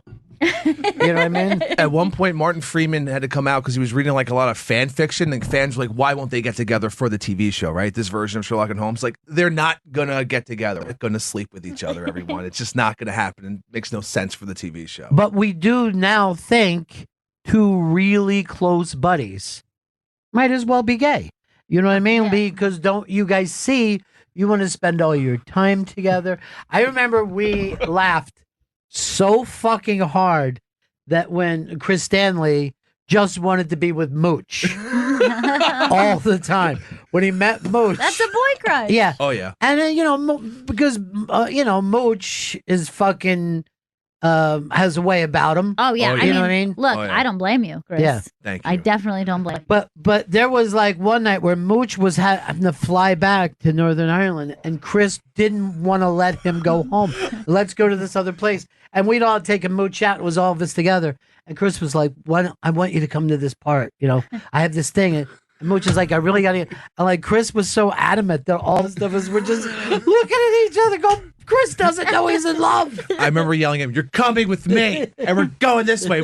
I dragged him down the block away from everyone else. Oh It God. was really fucking hysterical. And by the way, Chris wasn't yelling it. He was quietly doing it. Come on, man. Come on, dude. Come on. And it was like so fucking weirdly sexual. Now, and I wanna Chris, share I don't you. think he's ever given off that vibe with anybody else. But that's what a boy crush is. It's like he makes you gay. Exactly. Because you love him so much. I never realized. You though, never like, felt that way about I mean, another I think man. you had it with a lesser extent with Eastside Dave. Oh, sure. And you, by the way, go straight bottom, Chris. You do like give in immediately to whatever that is. That's why when I say that Chris wasn't yelling that you're coming with me. He was pleading and trying to make it just loud enough that Mooch heard and not everyone else at the table. So much gayer. Yeah. It was way, way gayer. Now, Earl, a lot of people assume that you're gay. They do? You know that. Come No, on. I don't. I'm being totally honest. Well, you've made it to your age, okay? Your middle ages, and have never really been involved or seem like You never took a bride. I never took a bride. I mean, I'm just very peculiar. private about my private life. That's what gay people did in the time. I You're that he's you private had- about his privates. Yes. That is. Like, you'll never hear Earl when he's just with the boys do locker room talk. No, right. he's disgusted by it. No, I'm not Yes, you are. disgu- You're turned off. I'm not turned off When by people it. start talking It just about doesn't. It just He'd never. rather hear about two cocks together, rubbing together. Oh, Tummy sticks is There's what he likes. nothing wrong with that. That's fine, Earl. A lot of my friends are gay. Mm-hmm. Fez, for instance. Mm-hmm. I mean, I'm gay for an Irish guy. Whatever. Just accept it, Earl. You know, when I first moved to New York from Florida, I would be explaining something about my family dynamic or something I was doing the night before. And I would be talking about Fez because Fez was always around. He's in my family. And so I would say something like my dad and his partner, Fez, which meant something very different when I explained that to Yeah. kids my age in Florida. And then when I moved up here, everyone was like, "Aw, cool. I didn't know that." So I was like, nice. Didn't know what? My dad has a So partner? nice. What's weird about that? Well, you know, I've talked about this before. And when I did the Ron and Ron show, Fez was our producer.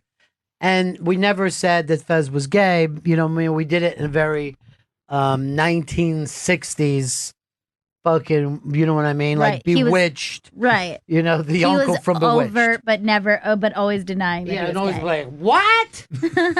So what? I took a bath with another guy, you know? So, and then people would always say, is he gay? Is he gay? But the moment I did the Ron and Fez show, people would say, are you guys gay? And I was like, what?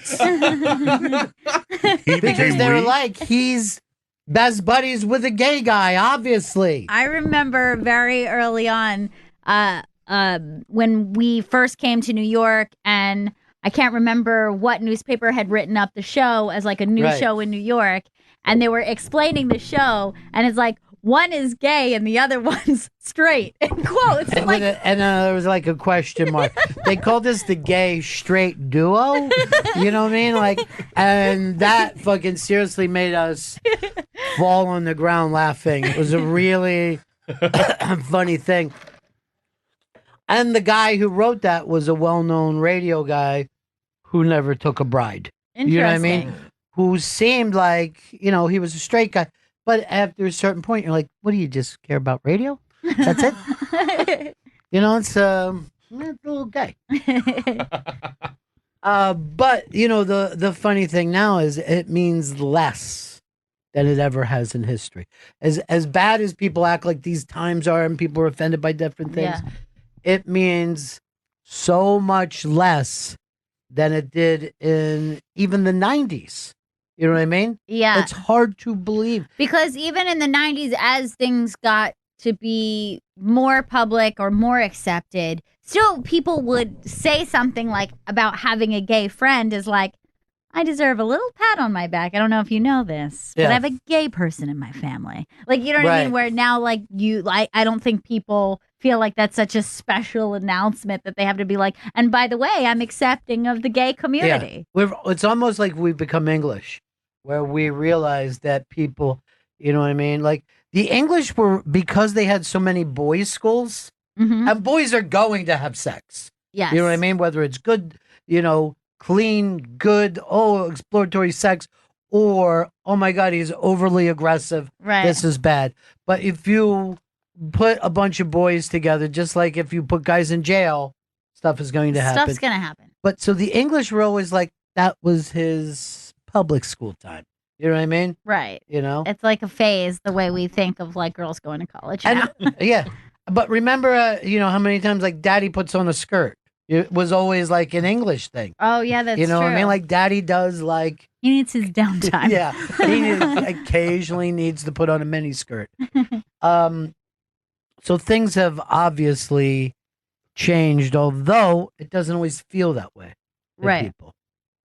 In the 70s, when I was a kid, there would be gay bars, but people would harass. They would literally, you know, when fucking guys would go by, they might throw a bottle or yell out the window. Can you imagine anyone doing that now? No, it's crazy. And it's crazy that that it was brave to go into a space so that you could like hold your partner's hand or like make out with a random person just to be who you are.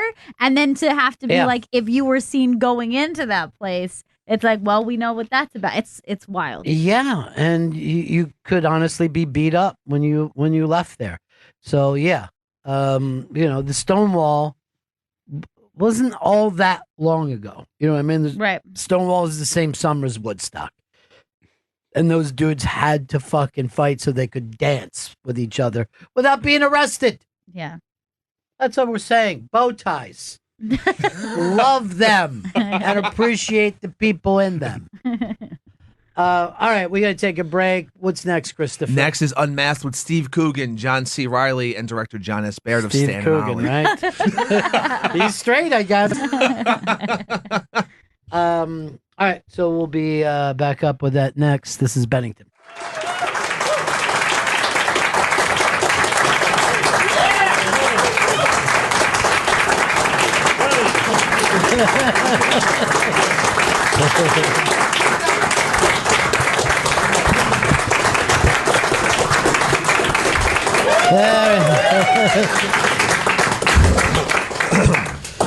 Coogan makes the very cool late entrance. I'm trying to be fashionably late.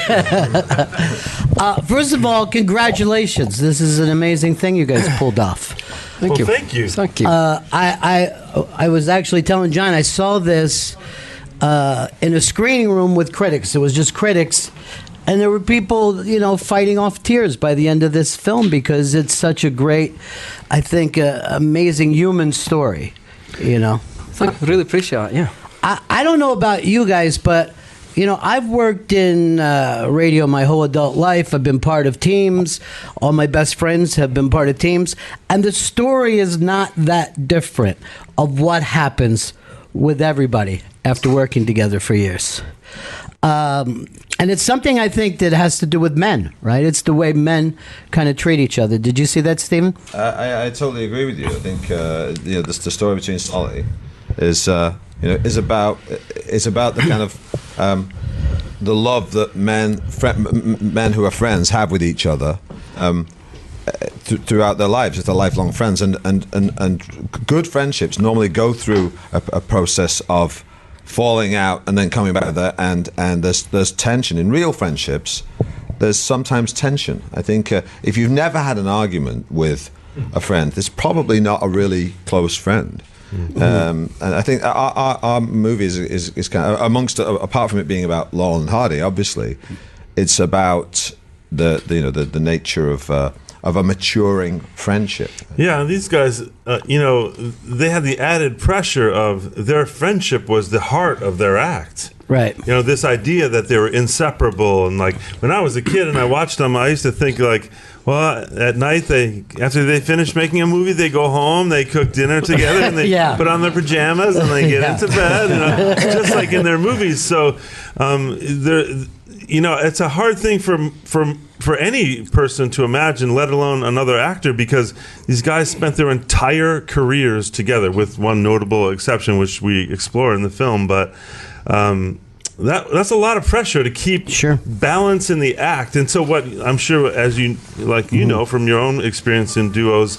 you end up making sacrifices personally so the act doesn't get destabilized. So like, he was late today, or he did this fashionably late entrance. I guess I'll just overlook that. Otherwise, it'll be a fight, and we won't be able to do the act tonight. And so it's a very relatable thing to anyone who's been in a close, relationship of any kind, really. And it's interesting because I think if it's a man and a woman, you end up discussing that. You say, "What the hell's going on?" But when it's two guys, you have a tendency just to push it down as much as you can. Yeah, well, there's a sensitivity to these guys, though, that we echo their on-screen life in the off, because this movie is about it's not so much a biography of them, it's more like an emotional biography of a friendship of these two guys. And during this tour is when they learned who they were as people. Even after all this work together, they were very different people, and it was these tours that this is what it took, like traveling on every train, staying in every hotel, every backstage. They didn't have the luxury of going off into separate lives like they had when they were in Hollywood. So on these tours, it really forced them to reckon with each other's humanity. It's also their friendship, what they realized in the autumn of their lives is all the people in their professional lives had come and gone. The people in their personal lives had come and gone. But the only constant, actually, more than their wives even, was this guy in front of them. And that was, at that point, I think, in their lives, they go, I better start appreciating this guy because he stuck around. Right.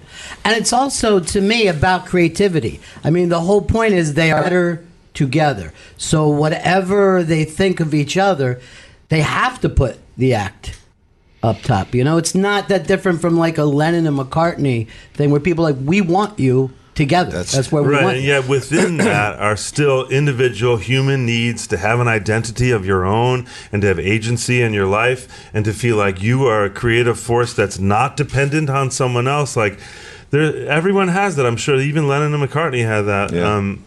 Do you think? It's like a lot of it is like a lot of bands. Yeah. They break up, they go off and do their separate things, then they're like, hang it, let's get back together. We might as well, Well, unlike Lennon and McCartney, and Laurel and Hardy for that matter, Steve and I are not a self-generated act. The reason that we came together and the reason that the film is what it is because of this guy to my left here, John Baird, who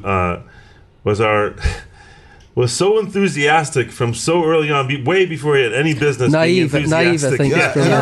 Naive. It's what drove it. It's what drove us all along. I used to wonder about John, thinking, why is he so enthusiastic? This could be terrible. Well, the chances were that it wouldn't work. I mean, when you try to put together a film like this, it's such a thin line that you got to be able to do. But what made you sure that you could pull this off? Because it took years to pull this together. Yeah, I think just blind confidence and naivety and just not having a grip on reality really helps. No, I think that what gave me confidence was these two gentlemen here. I've been fans of these guys for a long time, and it's easy when you sit on the outside and you look and their doubts, but I never doubted them for a second. Obviously we had this incredibly intense rehearsal time, 3 or 4 weeks to specifically to get the routines down. The drama I wasn't so concerned about. We had a little bit of time to rehearse the dramatic scenes, but just the technical stuff. And but I as I say, I've watched these careers. I've seen the reason that I chose these two men were because the unusual ability of being great physical comedians, but also being great dramatic actors as well. And there's not many of them on the planet, So who else was I going to get? Well, for me, when I heard about it, I don't know if it made sense to me until I saw the trailer. When I saw the trailer, I immediately watched it again because I think that something came together that I almost can't even put my finger on. Yeah, I think a lot of that, the guys will talk more about this, but I think like people talk about chemistry, whatever chemistry is, but, just even with just putting them together 4 weeks before we started shooting in a rehearsal room, not even thinking about what they were doing in terms of rehearsal, just spending time together, just getting to know each other, just getting to feel each other's sense of humour and who they really were. And Steve is from the same part of the world that Stan was from, he's the same height. John is obviously an American, he's the same height as what Hardy was. They were both the heroes. They were starting in a really good place anyway, and they just really sort of became these guys in that rehearsal room, but we had other tools at our disposal as well. We had a fantastic script, a great screenwriter that Steve has worked with before, Jeff Pope, who kind of specialises in these true stories, and his research is really immaculate, and that really helped the guys as well. Get into those characters. The script was so strong, but we had a phenomenal prosthetics designer, Mark Coulier, who's a double Oscar winner.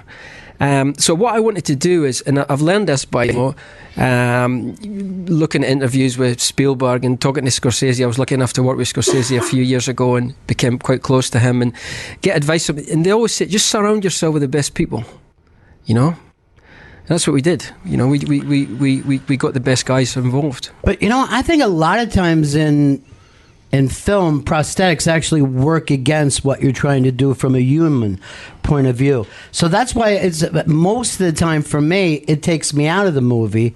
But in this case, it just felt like a nice slide into exactly where you're trying to be. I'll let the guys talk about this, but one thing I would say is Mark Coulier, again, the guy who designed the prosthetics, the approach he always uses is try and get away with the least amount possible. Yeah, that's his philosophy, and I think it's a really good place to start with. Yeah, we obviously needed quite a bit for John to get the weight and to get the weight around the stuff, but.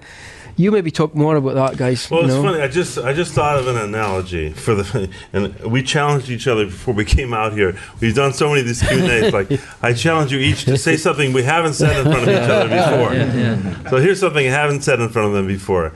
Because in your question made me think of this. So the prosthetic is this big presence on you. It's almost like this mask, but there's a fair amount of my face showing, but. What you end up trying to do in order to get people past that uncomfortableness with the prosthetic and get people to accept this thing about you, it's almost like if you've ever had a big pimple on your face, like something really bad, like a big noticeable thing or a sore thing, right? And you got to go to some function or you got to go talk to people and you just laser in. You're like, just look in my eyes. Don't look at the wart. Okay? And so what ends up happening is for periods of time you forget about the wart when you're talking to that person, like, because they're trying to kind of push through this distracting thing. And by doing that and by being encouraged by Mark Coulier, the designer, to touch the prosthetic and manipulate it, not be afraid of it. He never said, oh, don't do this or don't do that. He was like, do whatever you want. You can put your hands on it. And I did. I almost relished like squishing my fingers in it and stuff. So, that's I think, part of the reason Mark's incredible artistry, because that's real art, what he did. And he did it every day. It's like doing a brilliant painting every single day. For 40 days, that not everyone can do that. So, anyway, I'm throwing down the gauntlet. I've never said that before. No, that's good, John. That's good. It's true that before I had a little chin and ears, but John's the one that had the full, bought the whole shop, But we were anxious about it before we did the film. We did a makeup test because we had anxiety about it being distracting and all the rest of it. And in fact, at one point I was saying we'll do it without any makeup. Let's just let's do it. If we're good enough actors, we shouldn't need that stuff. But then when I saw the test, it was like, this is really good, and this is going to help us. And because it was if you like invisible, so after that we knew we could work with it. And also there's a kind of a crucial thing that goes on. We didn't. I think they wanted us to put a nose on me, and they wanted us to put a nose on John as well. I think, but we didn't. There's something about this part of the face that if you leave this alone, this is where all the expression is. As long stuff around the side is okay, but as soon as you start going in here, you can start to interfere with that kind of. That's where you see the unity is here, and we dumped the noses. Yeah. This, like you said, takes place in the latter part of their career, and some people could look at this and think that it's sad, but I found something really endearing about these guys still doing their thing, even though they were past their prime. There's something about just going out and doing the gig that I thought was so beautiful in this.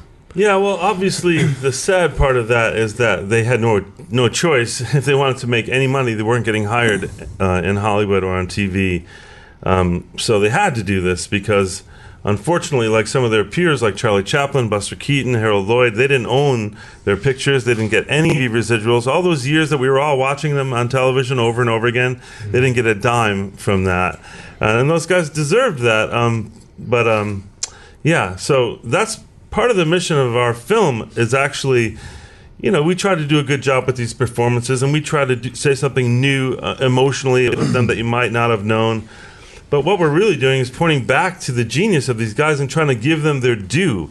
They died. Oliver, when he passed away, he and his wife were living with her mother in their house. They didn't even have a house,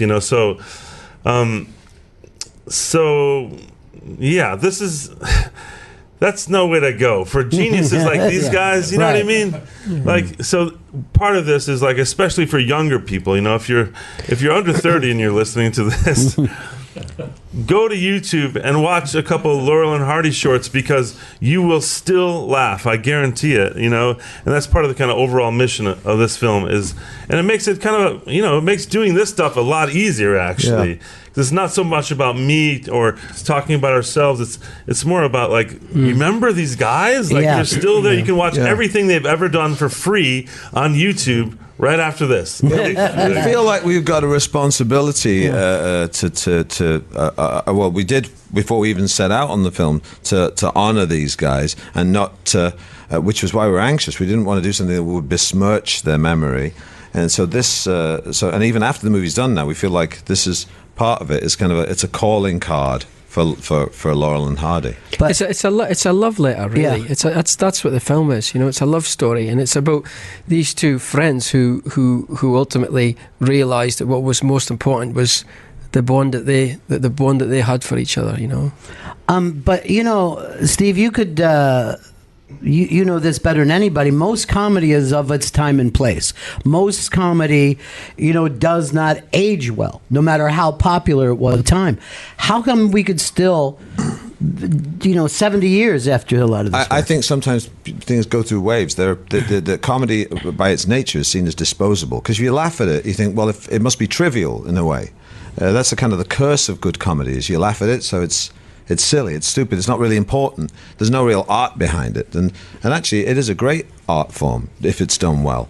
But you're right. After when time passes, things can seem unfashionable. They have to be rediscovered again. When the fashionability has gone away, and you can just look at something in isolation, and that did happen with Laurel and Hardy. But they were rediscovered for a period when television came along, and a whole new generation, like John and I, discovered this great stuff.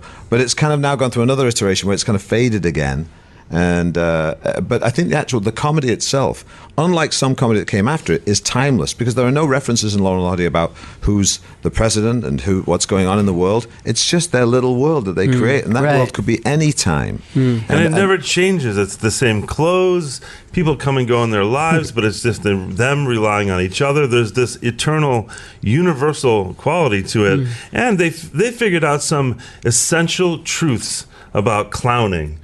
I was just saying to Steve as we left this last thing we were doing, the rule of three, the comedic rule of three. They would take the rule of three and spin it around 3 times. It'd be the rule of 16 or something like. Just when you think like he couldn't possibly hit his head on that board again, he hits his head on the board 3 more times, and that's when it just gets you into this giggly state. And it's rhythm and it's timing and it's not talking. It's not like it's cynical. Yeah. It's just like silly humans, beautiful humans is kind of the message of their work, and it still is true. Yeah. Stan Laurel in his retirement after Oliver died lived in Santa Monica, and he was in the phone book, and you could call him up and have chats with him, and people did, and he would talk to them, and he would answer every fan letter, and when you called him up, he would.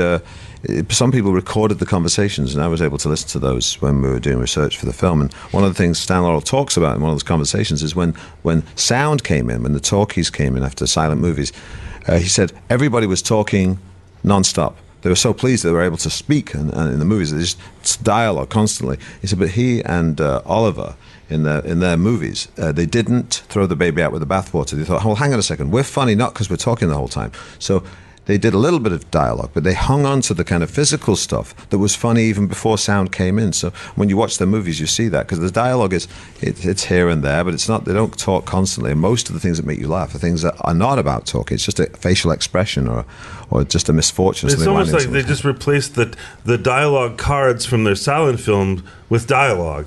So the films weren't essentially all that different. You didn't suddenly rely on a bunch of verbal humor. Although Stan was a brilliant verbal writer. I was just watching some recently and realizing like his wordplay, he was so good at those. You can lead a horse to water, but a pencil must be drawn. Or it's like, what? Like the real Escher thoughts, these like twisty seashell kind of logic things that are like very clever and very intelligent. And a lot of comedians kind of used a lot of those mannerisms.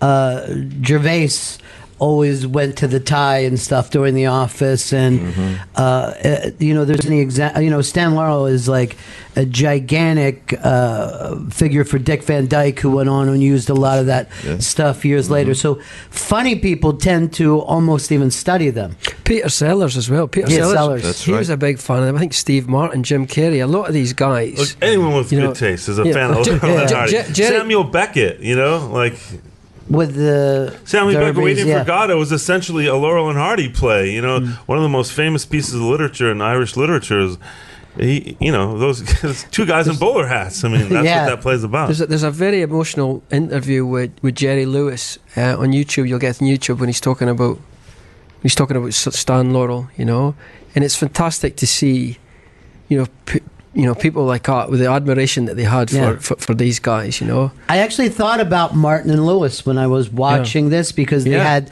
the same kind of thing where one guy is, writing scripts and working it, and the other guy is enjoying life, and they both think that the other guy's a pain in the ass and ruining the act. That's the beauty of it. Like, hey, if we don't loosen up and enjoy this, if we don't have fun, we're not going to get the funny.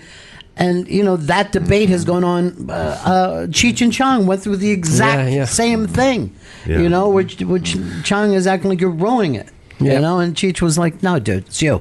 You're ruining everything. That push-pull is how you create equilibrium for periods of time in the act. That push and pull comes to an even place where, and then sometimes it goes one way or the other and the thing falls apart, If one of those guys wins the argument, the act's over. Right. Right.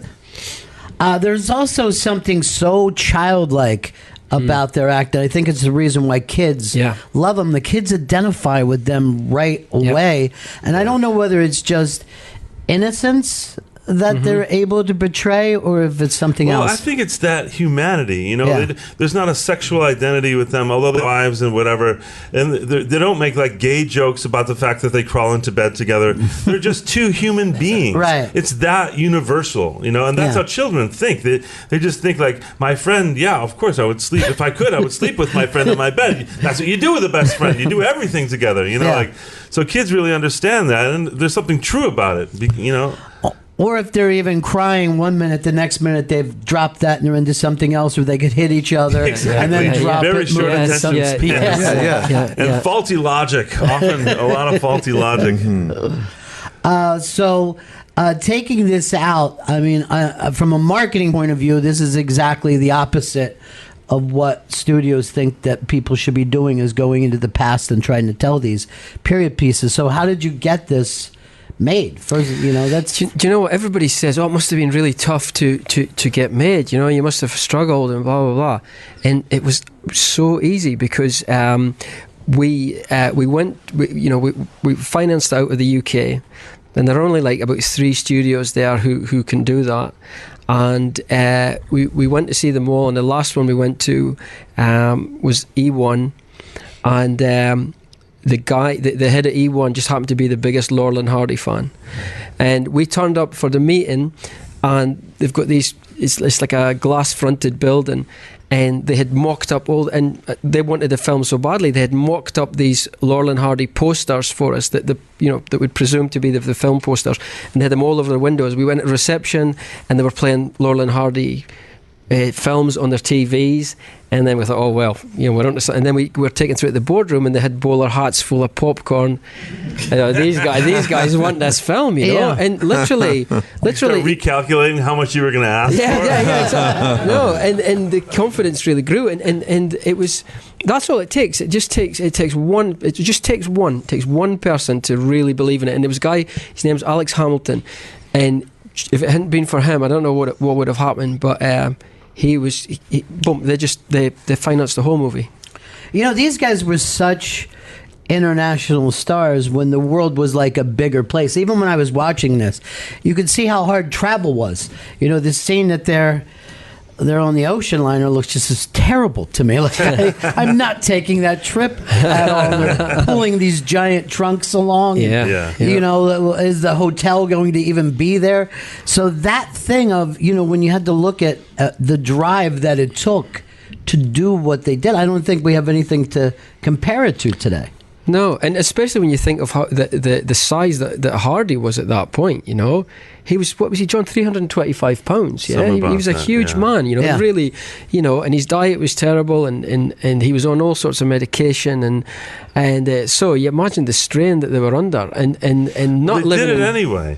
You know, like they could have dialed it back and moved in with the mother-in-law and lived on their pensions or whatever, but they chose. You know, they needed money, and they wanted to keep the act going. They loved each other, and they loved doing it. But they could have just stayed home.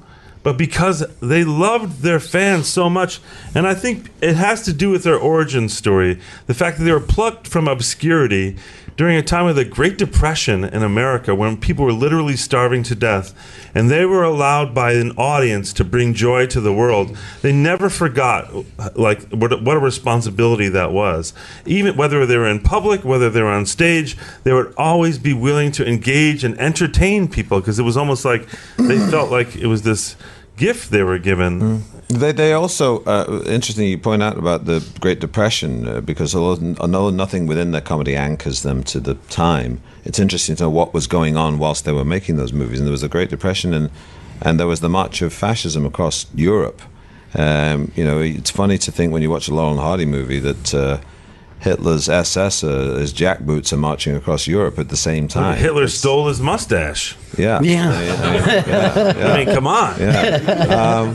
But it shows it was a troublesome world when they were around, and the world now is not looking too kind.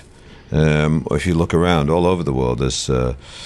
That might have been one of the reasons they faded from popularity. People were sick of looking at that mustache. Yeah, it could have been. It could have been. I think that you know, I'm hoping that and I feel the reason a lot of people gravitate towards this film is because the film has a good heart, and having a good heart doesn't mean it's naive.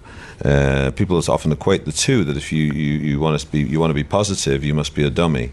And this movie, people leave this movie feeling lifted up. And there's not a whole bunch of stuff that does that right now. Yeah, these guys were committed to uniting people with humanity, and with their comedy, they could reach people regardless of their politics or their race or their nationality, for that matter. People in Italy, in Germany, in Bolivia, and we've had people come up to us from all over, and they describe these guys as if they're their own. Right. And part of the reason is that they would do their own dubbing, or sometimes read phonetically other languages on cue cards for versions of their movies that would go down to South America or different places. So that, like Germany, they call them Dorf and Dumpf or something. Italy, it's Stanley Olio, and they each have different nicknames for them. So that's a real testament to the universality of what they were doing, and it's a real hopeful thing that for even now that our world is, maybe the world was just as divided then, and somehow there's still a way to connect people if you really button down on what humanity is, what everyone can relate to, rather than divisive kind of comedy. It's extraordinary when you think about it that in a very divisive, fractious environment, politically or in terms of your viewpoint, your worldview, or everything, that they had the ability, as they did, the ability to make people laugh at the same moment, even if it's only for a few seconds. For those few seconds, everyone in that space is completely united, and that's what good comedy can do. It cuts right through all those differences. We've both tried to take comedy to other countries, whether it's a movie we've made or whatever.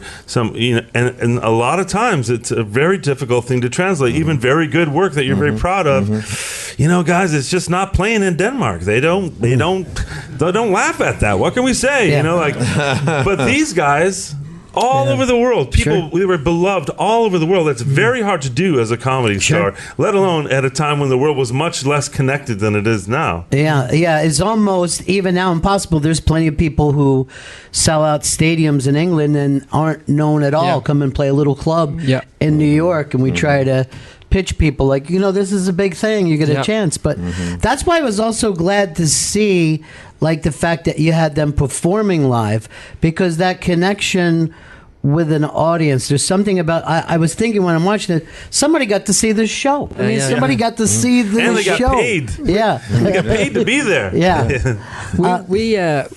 We actually talked to some people who had, when we were shooting this thing, we used to fill the theaters with extras for so the guys could feel what it was like to perform to a live audience as well. And I remember talking to one particular guy who just turned up as an extra this day, and he said I have to tell you, he said, I saw Laurel and Hardy when they did this tour when I was a kid. Wow. And he says, and it's like these ghosts appearing on stage. He says they're exactly the same.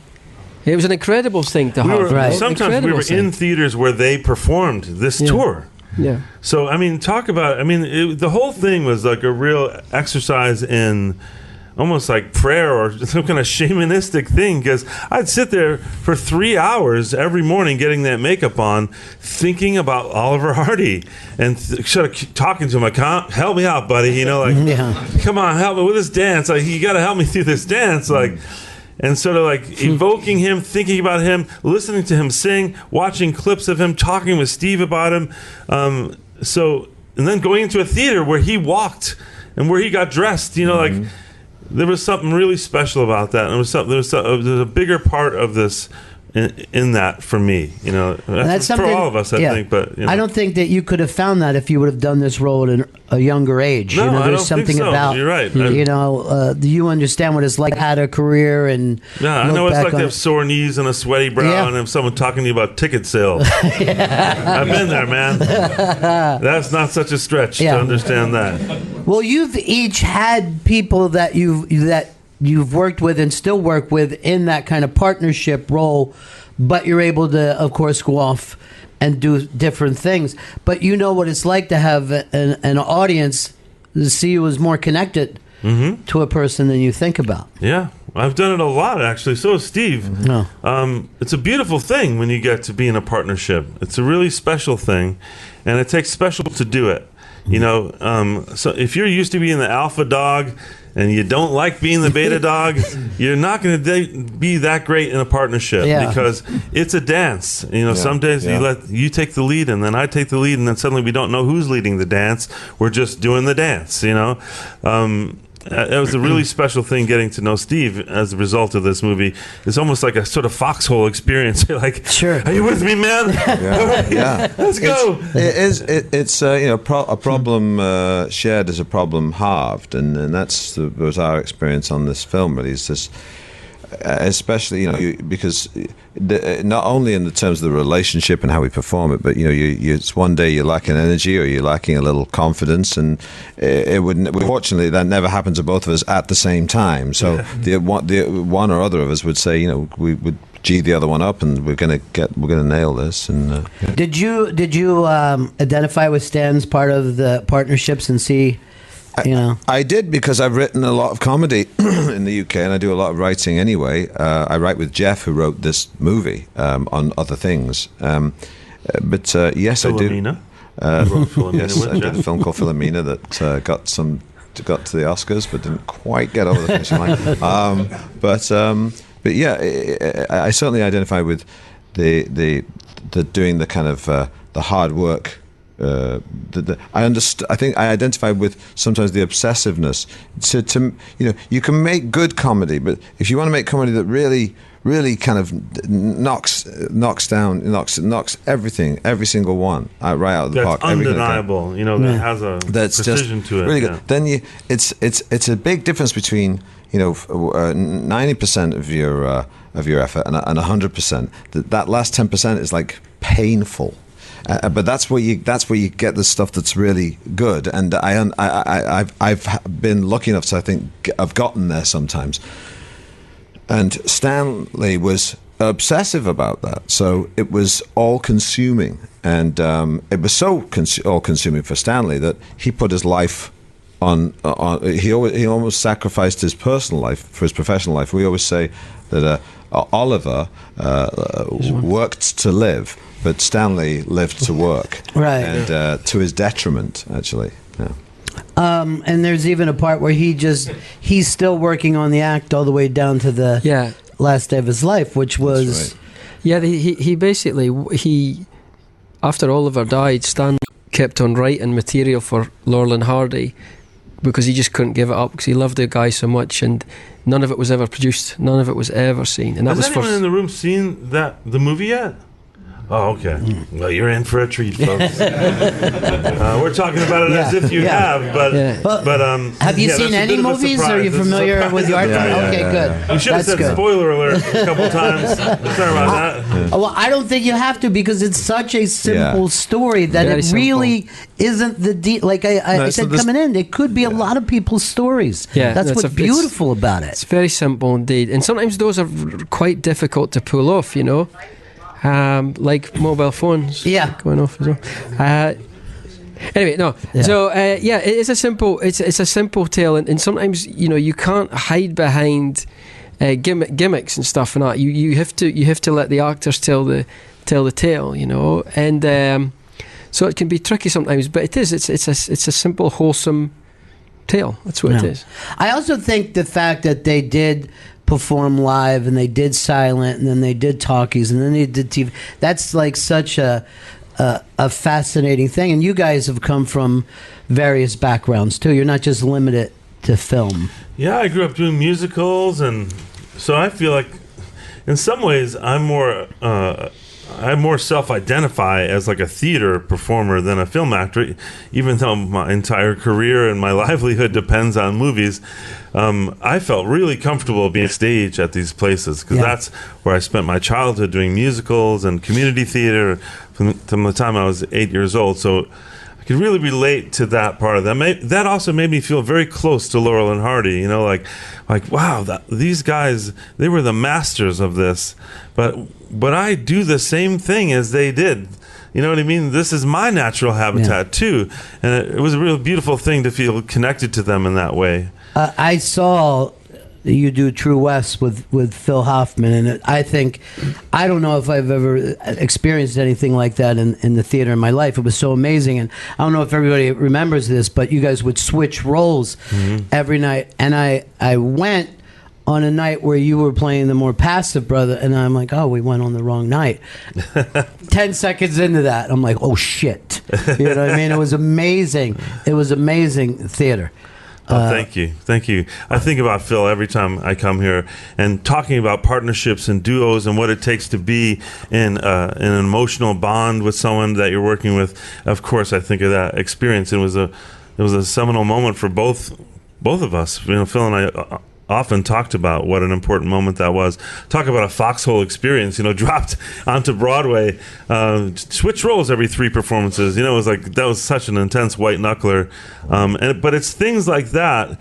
It's past experiences like that, whether it's with Phil or Will Ferrell or Joaquin Phoenix or Steve Coogan. Like you build this. I couldn't have done what Steve and I did together at the time that Phil and I did that together. Phil and my relationship with him taught me how to be in a partnership. Each thing you successively learn, and you learn how to adapt better, and you learned how to avoid sticky situations and stay positive. And I felt really lucky that Steve and I found as much common ground as we did. It reminded me of some of my most successful collaborations in the past. Yeah, and like I said, that night it's why you can't really depend on the audience, because I thought I was there on the wrong casting night, and then immediately you buy into it. And just when I heard about you guys doing this, I thought, well, that can't be pulled off. You know what I mean? Like, that's what I thought. Yeah.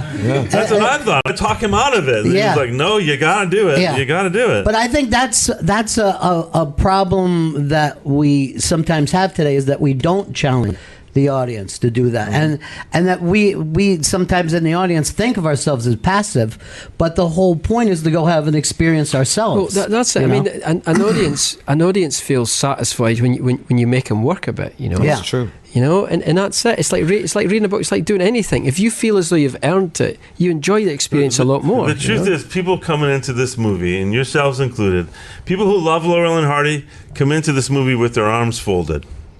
People who don't know Laurel and Hardy come into this movie with their arms folded. Yeah. And hopefully, what I've seen so far with the movie, what scenes that we've had of the movie, is that people unfold their arms and they embrace this movie, and it touches you whether you know anything about these guys or not, because, like you said, it's a human story. And the stakes were very, very high for Steve and I, but John wisely guided us to a place of emotional reality as opposed to just replicating their act.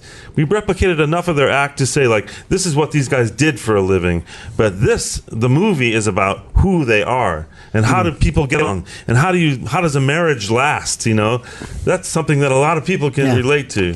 I thought the beautiful part too is that they were married while this was happening, so we're also living through the wives. Those are the big laughs in the movie. To tell you the truth. Yeah, the wives are a hoot. Yeah, they are funny, and it's also that heartbreaking thing because the person that they're with is not at their peak right then, and you see that through their eyes. I think the testament is a testament to John, this John, and sorry, not you, sorry, not this time, buddy. I blow a lot of smoke up your ass. Don't worry about it.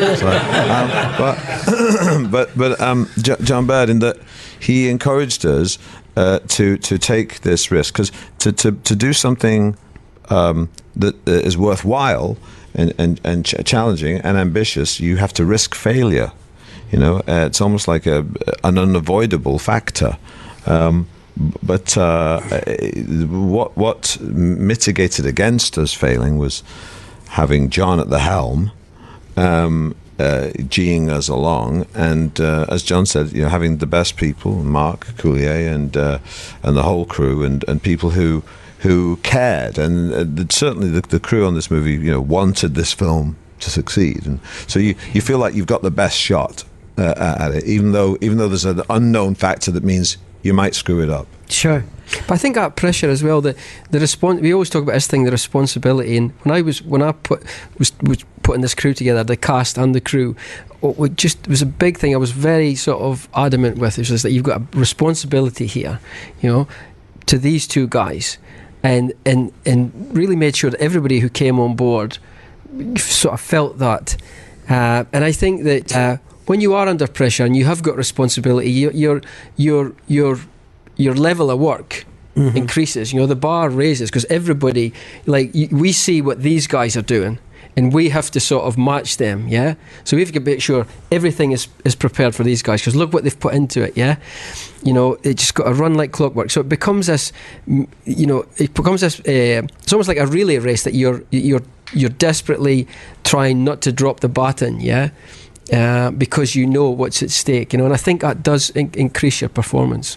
I also think that you created that world of post-war England, which was, a kind of a place where the whole world was in shock at the time. And any of us in New York remember for the few years after 9/11, everybody was on a different level than they were before, or even a couple years after. So I think that heaviness also is carried in the film. It's like I said before, it's a very tough thing. It's funny. I was just thinking. Here's another new thought.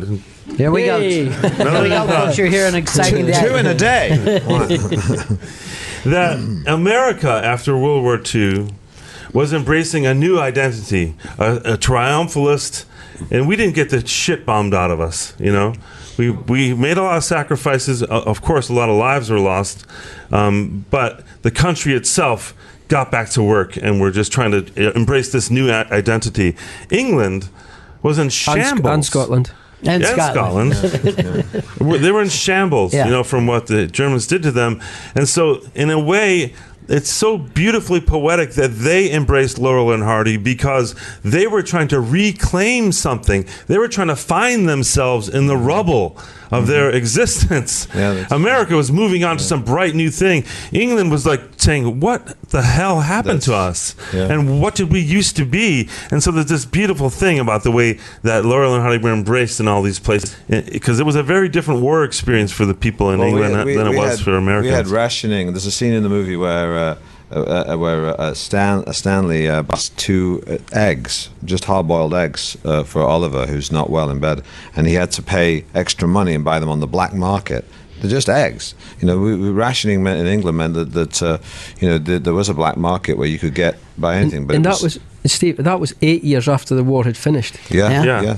That's what people forget. I mean, that's how bad the damage was. I remember growing up in the 1970s. There were still in the city. I used to wonder why there were so many car lots, vacant spaces, blocks, a whole block that was just flat earth and lots of cars parked on it. And there was a bunch of them all around the city. And it was just where a bomb had just landed on a whole block, and it was just demolished. And 30 years later, there was still a patch of ground there that was you were parking the cars on it. All the bands that were part of the British invasion grew up, around rubble. And it's always amazing to me. And like John said, we escaped it in this country, and not only that, but we were the only industrialized country left. So of course, people were back to work here. Of course they were. There was no competition for many years. But I think, in fact, if I was talking to John the other day, the term teenager was coined in the US in the 1950s, but there were no teenagers in the UK. People just left college, school, and went straight to work. And the idea of this fun time you have when you're kind of nearly an adult.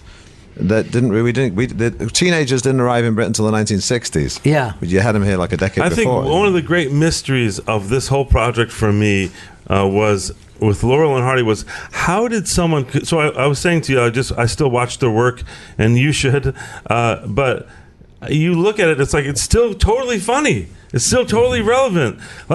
did this ever fade from cultural relevance? Like, what happened? Why did these guys?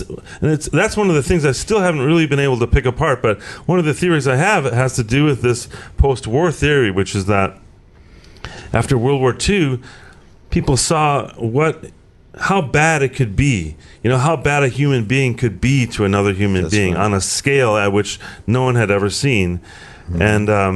And somehow the sweet humanism of these guys just didn't make any sense anymore. It was the world was a harder place than that. And somehow it's a beautiful thing that they found it again in England. George Stevens, you were talking about the other day. George Stevens who's a very successful Hollywood movie director who directed a bunch of Laurel and Hardy's movies. Was also one of the cameraman. He was the cameraman. That's right. Yeah.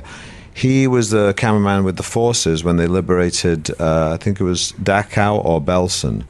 And he'd been pointing the camera at Laurel and Hardy, and now he's pointing at the victims of the Holocaust. The same cameraman. Imagine the contrast in that. And when he came back, he didn't direct another comedy movie after his experience. Couldn't do it. Yeah. So you can see why the appetite for Stan and Ollie kind of subsided in those post-war years. Yeah. And it's also another reason why that kind of act is even more precious. You know what I mean? Because for the short time that we're on Earth, there are a lot of horrible things that happen. But what do we make of beauty that can live on a little bit? And that's why I was talking about a discerning audience, an audience that goes out and looks for this kind of thing and this kind of film. It's it takes not just an audience, but these performers themselves. I hope the movie encourages people to be performers in this way. Yeah. And what is true, but it's that old saying that I love. It's better to light one tiny candle than to curse the darkness. We just have to keep trying and eventually hope that the forces of light win in the end. That's all that Laurel and Hardy were doing. They didn't have some grand scheme for changing the world. They just tried their hardest every day, and they tried to tell the truth about human beings as they saw it, and that made the world a better place and a more joyful place. One of the toughest things to pull off is to make an audience laugh. You know what I mean? It's. I think it's easy to kind of scare them or, kill the dog and make everybody cry. But when an audience is really, rolling in the aisles, it's truly a magical thing. Well, yeah, a lot of that obviously starts with the script. However, what I would say in this particular show is, the level of cast, the level of actor that we brought onto this, just elevated that, and they would come to me in rehearsals and say, well, how about if we did this? And not only Steve and John, but the actors who play their wives as well, would come and say, look, we've been thinking about this line, and I love that. I love do. I don't do it so much when we're on set. I prefer to do it in rehearsal room, but it's a very difficult thing, and if you can have multiple characters in your film making the audience laugh, that's a very enjoyable and a satisfying thing to happen, and a lot of credit goes, Nina and Shirley who played the wives, as well as obviously John and Steve, but those two guys. In our movie, the big laughs in the theater, we refer to the big laughs that Laurel and Hardy got in their careers, but in our movie, Stan and Ollie, some of the biggest laughs come from Shirley Henderson and Nina Arianda. They were it's described in the movie as two double acts for one, because they were themselves kind of like comic foils, and it's really delightful what those two girls brought to the characters. Like John said, they were encouraged as much as Steve and I were to fill them out and find out who these people were and try to express what was true about them. Well, the women basically have a better vantage point of who Laurel and Hardy are. It's very hard when you're inside the act to be able to see the act. But that's some of the most insider information that we got was letters to and from their wives, and interviews with Lucille and Ida about what they were like, and those. Other than each other, that's some of the only real intimate information that you have on these guys, because it seemed to me like they, as engaged as they were with the public, they also liked to keep the image of them and the idea of Laurel and Hardy pure for people. They didn't want to, confuse it with their own issues or their own life stuff. It seemed like they felt a real responsibility to uphold this thing that people loved. You know? Yeah, to protect it all the time. It's pretty amazing, and I'll end this the way I started. Congratulations. Thank you so much. Because it's something that we don't get to see all the time, a film like this come along. So the date in America is December the 28th. Stan and Ollie is the name of the movie. Thank you so much, guys. Thank you. Appreciate you bringing here today. Thank you. Thank you. Very nice. Thank you. Cheers. That's a great question.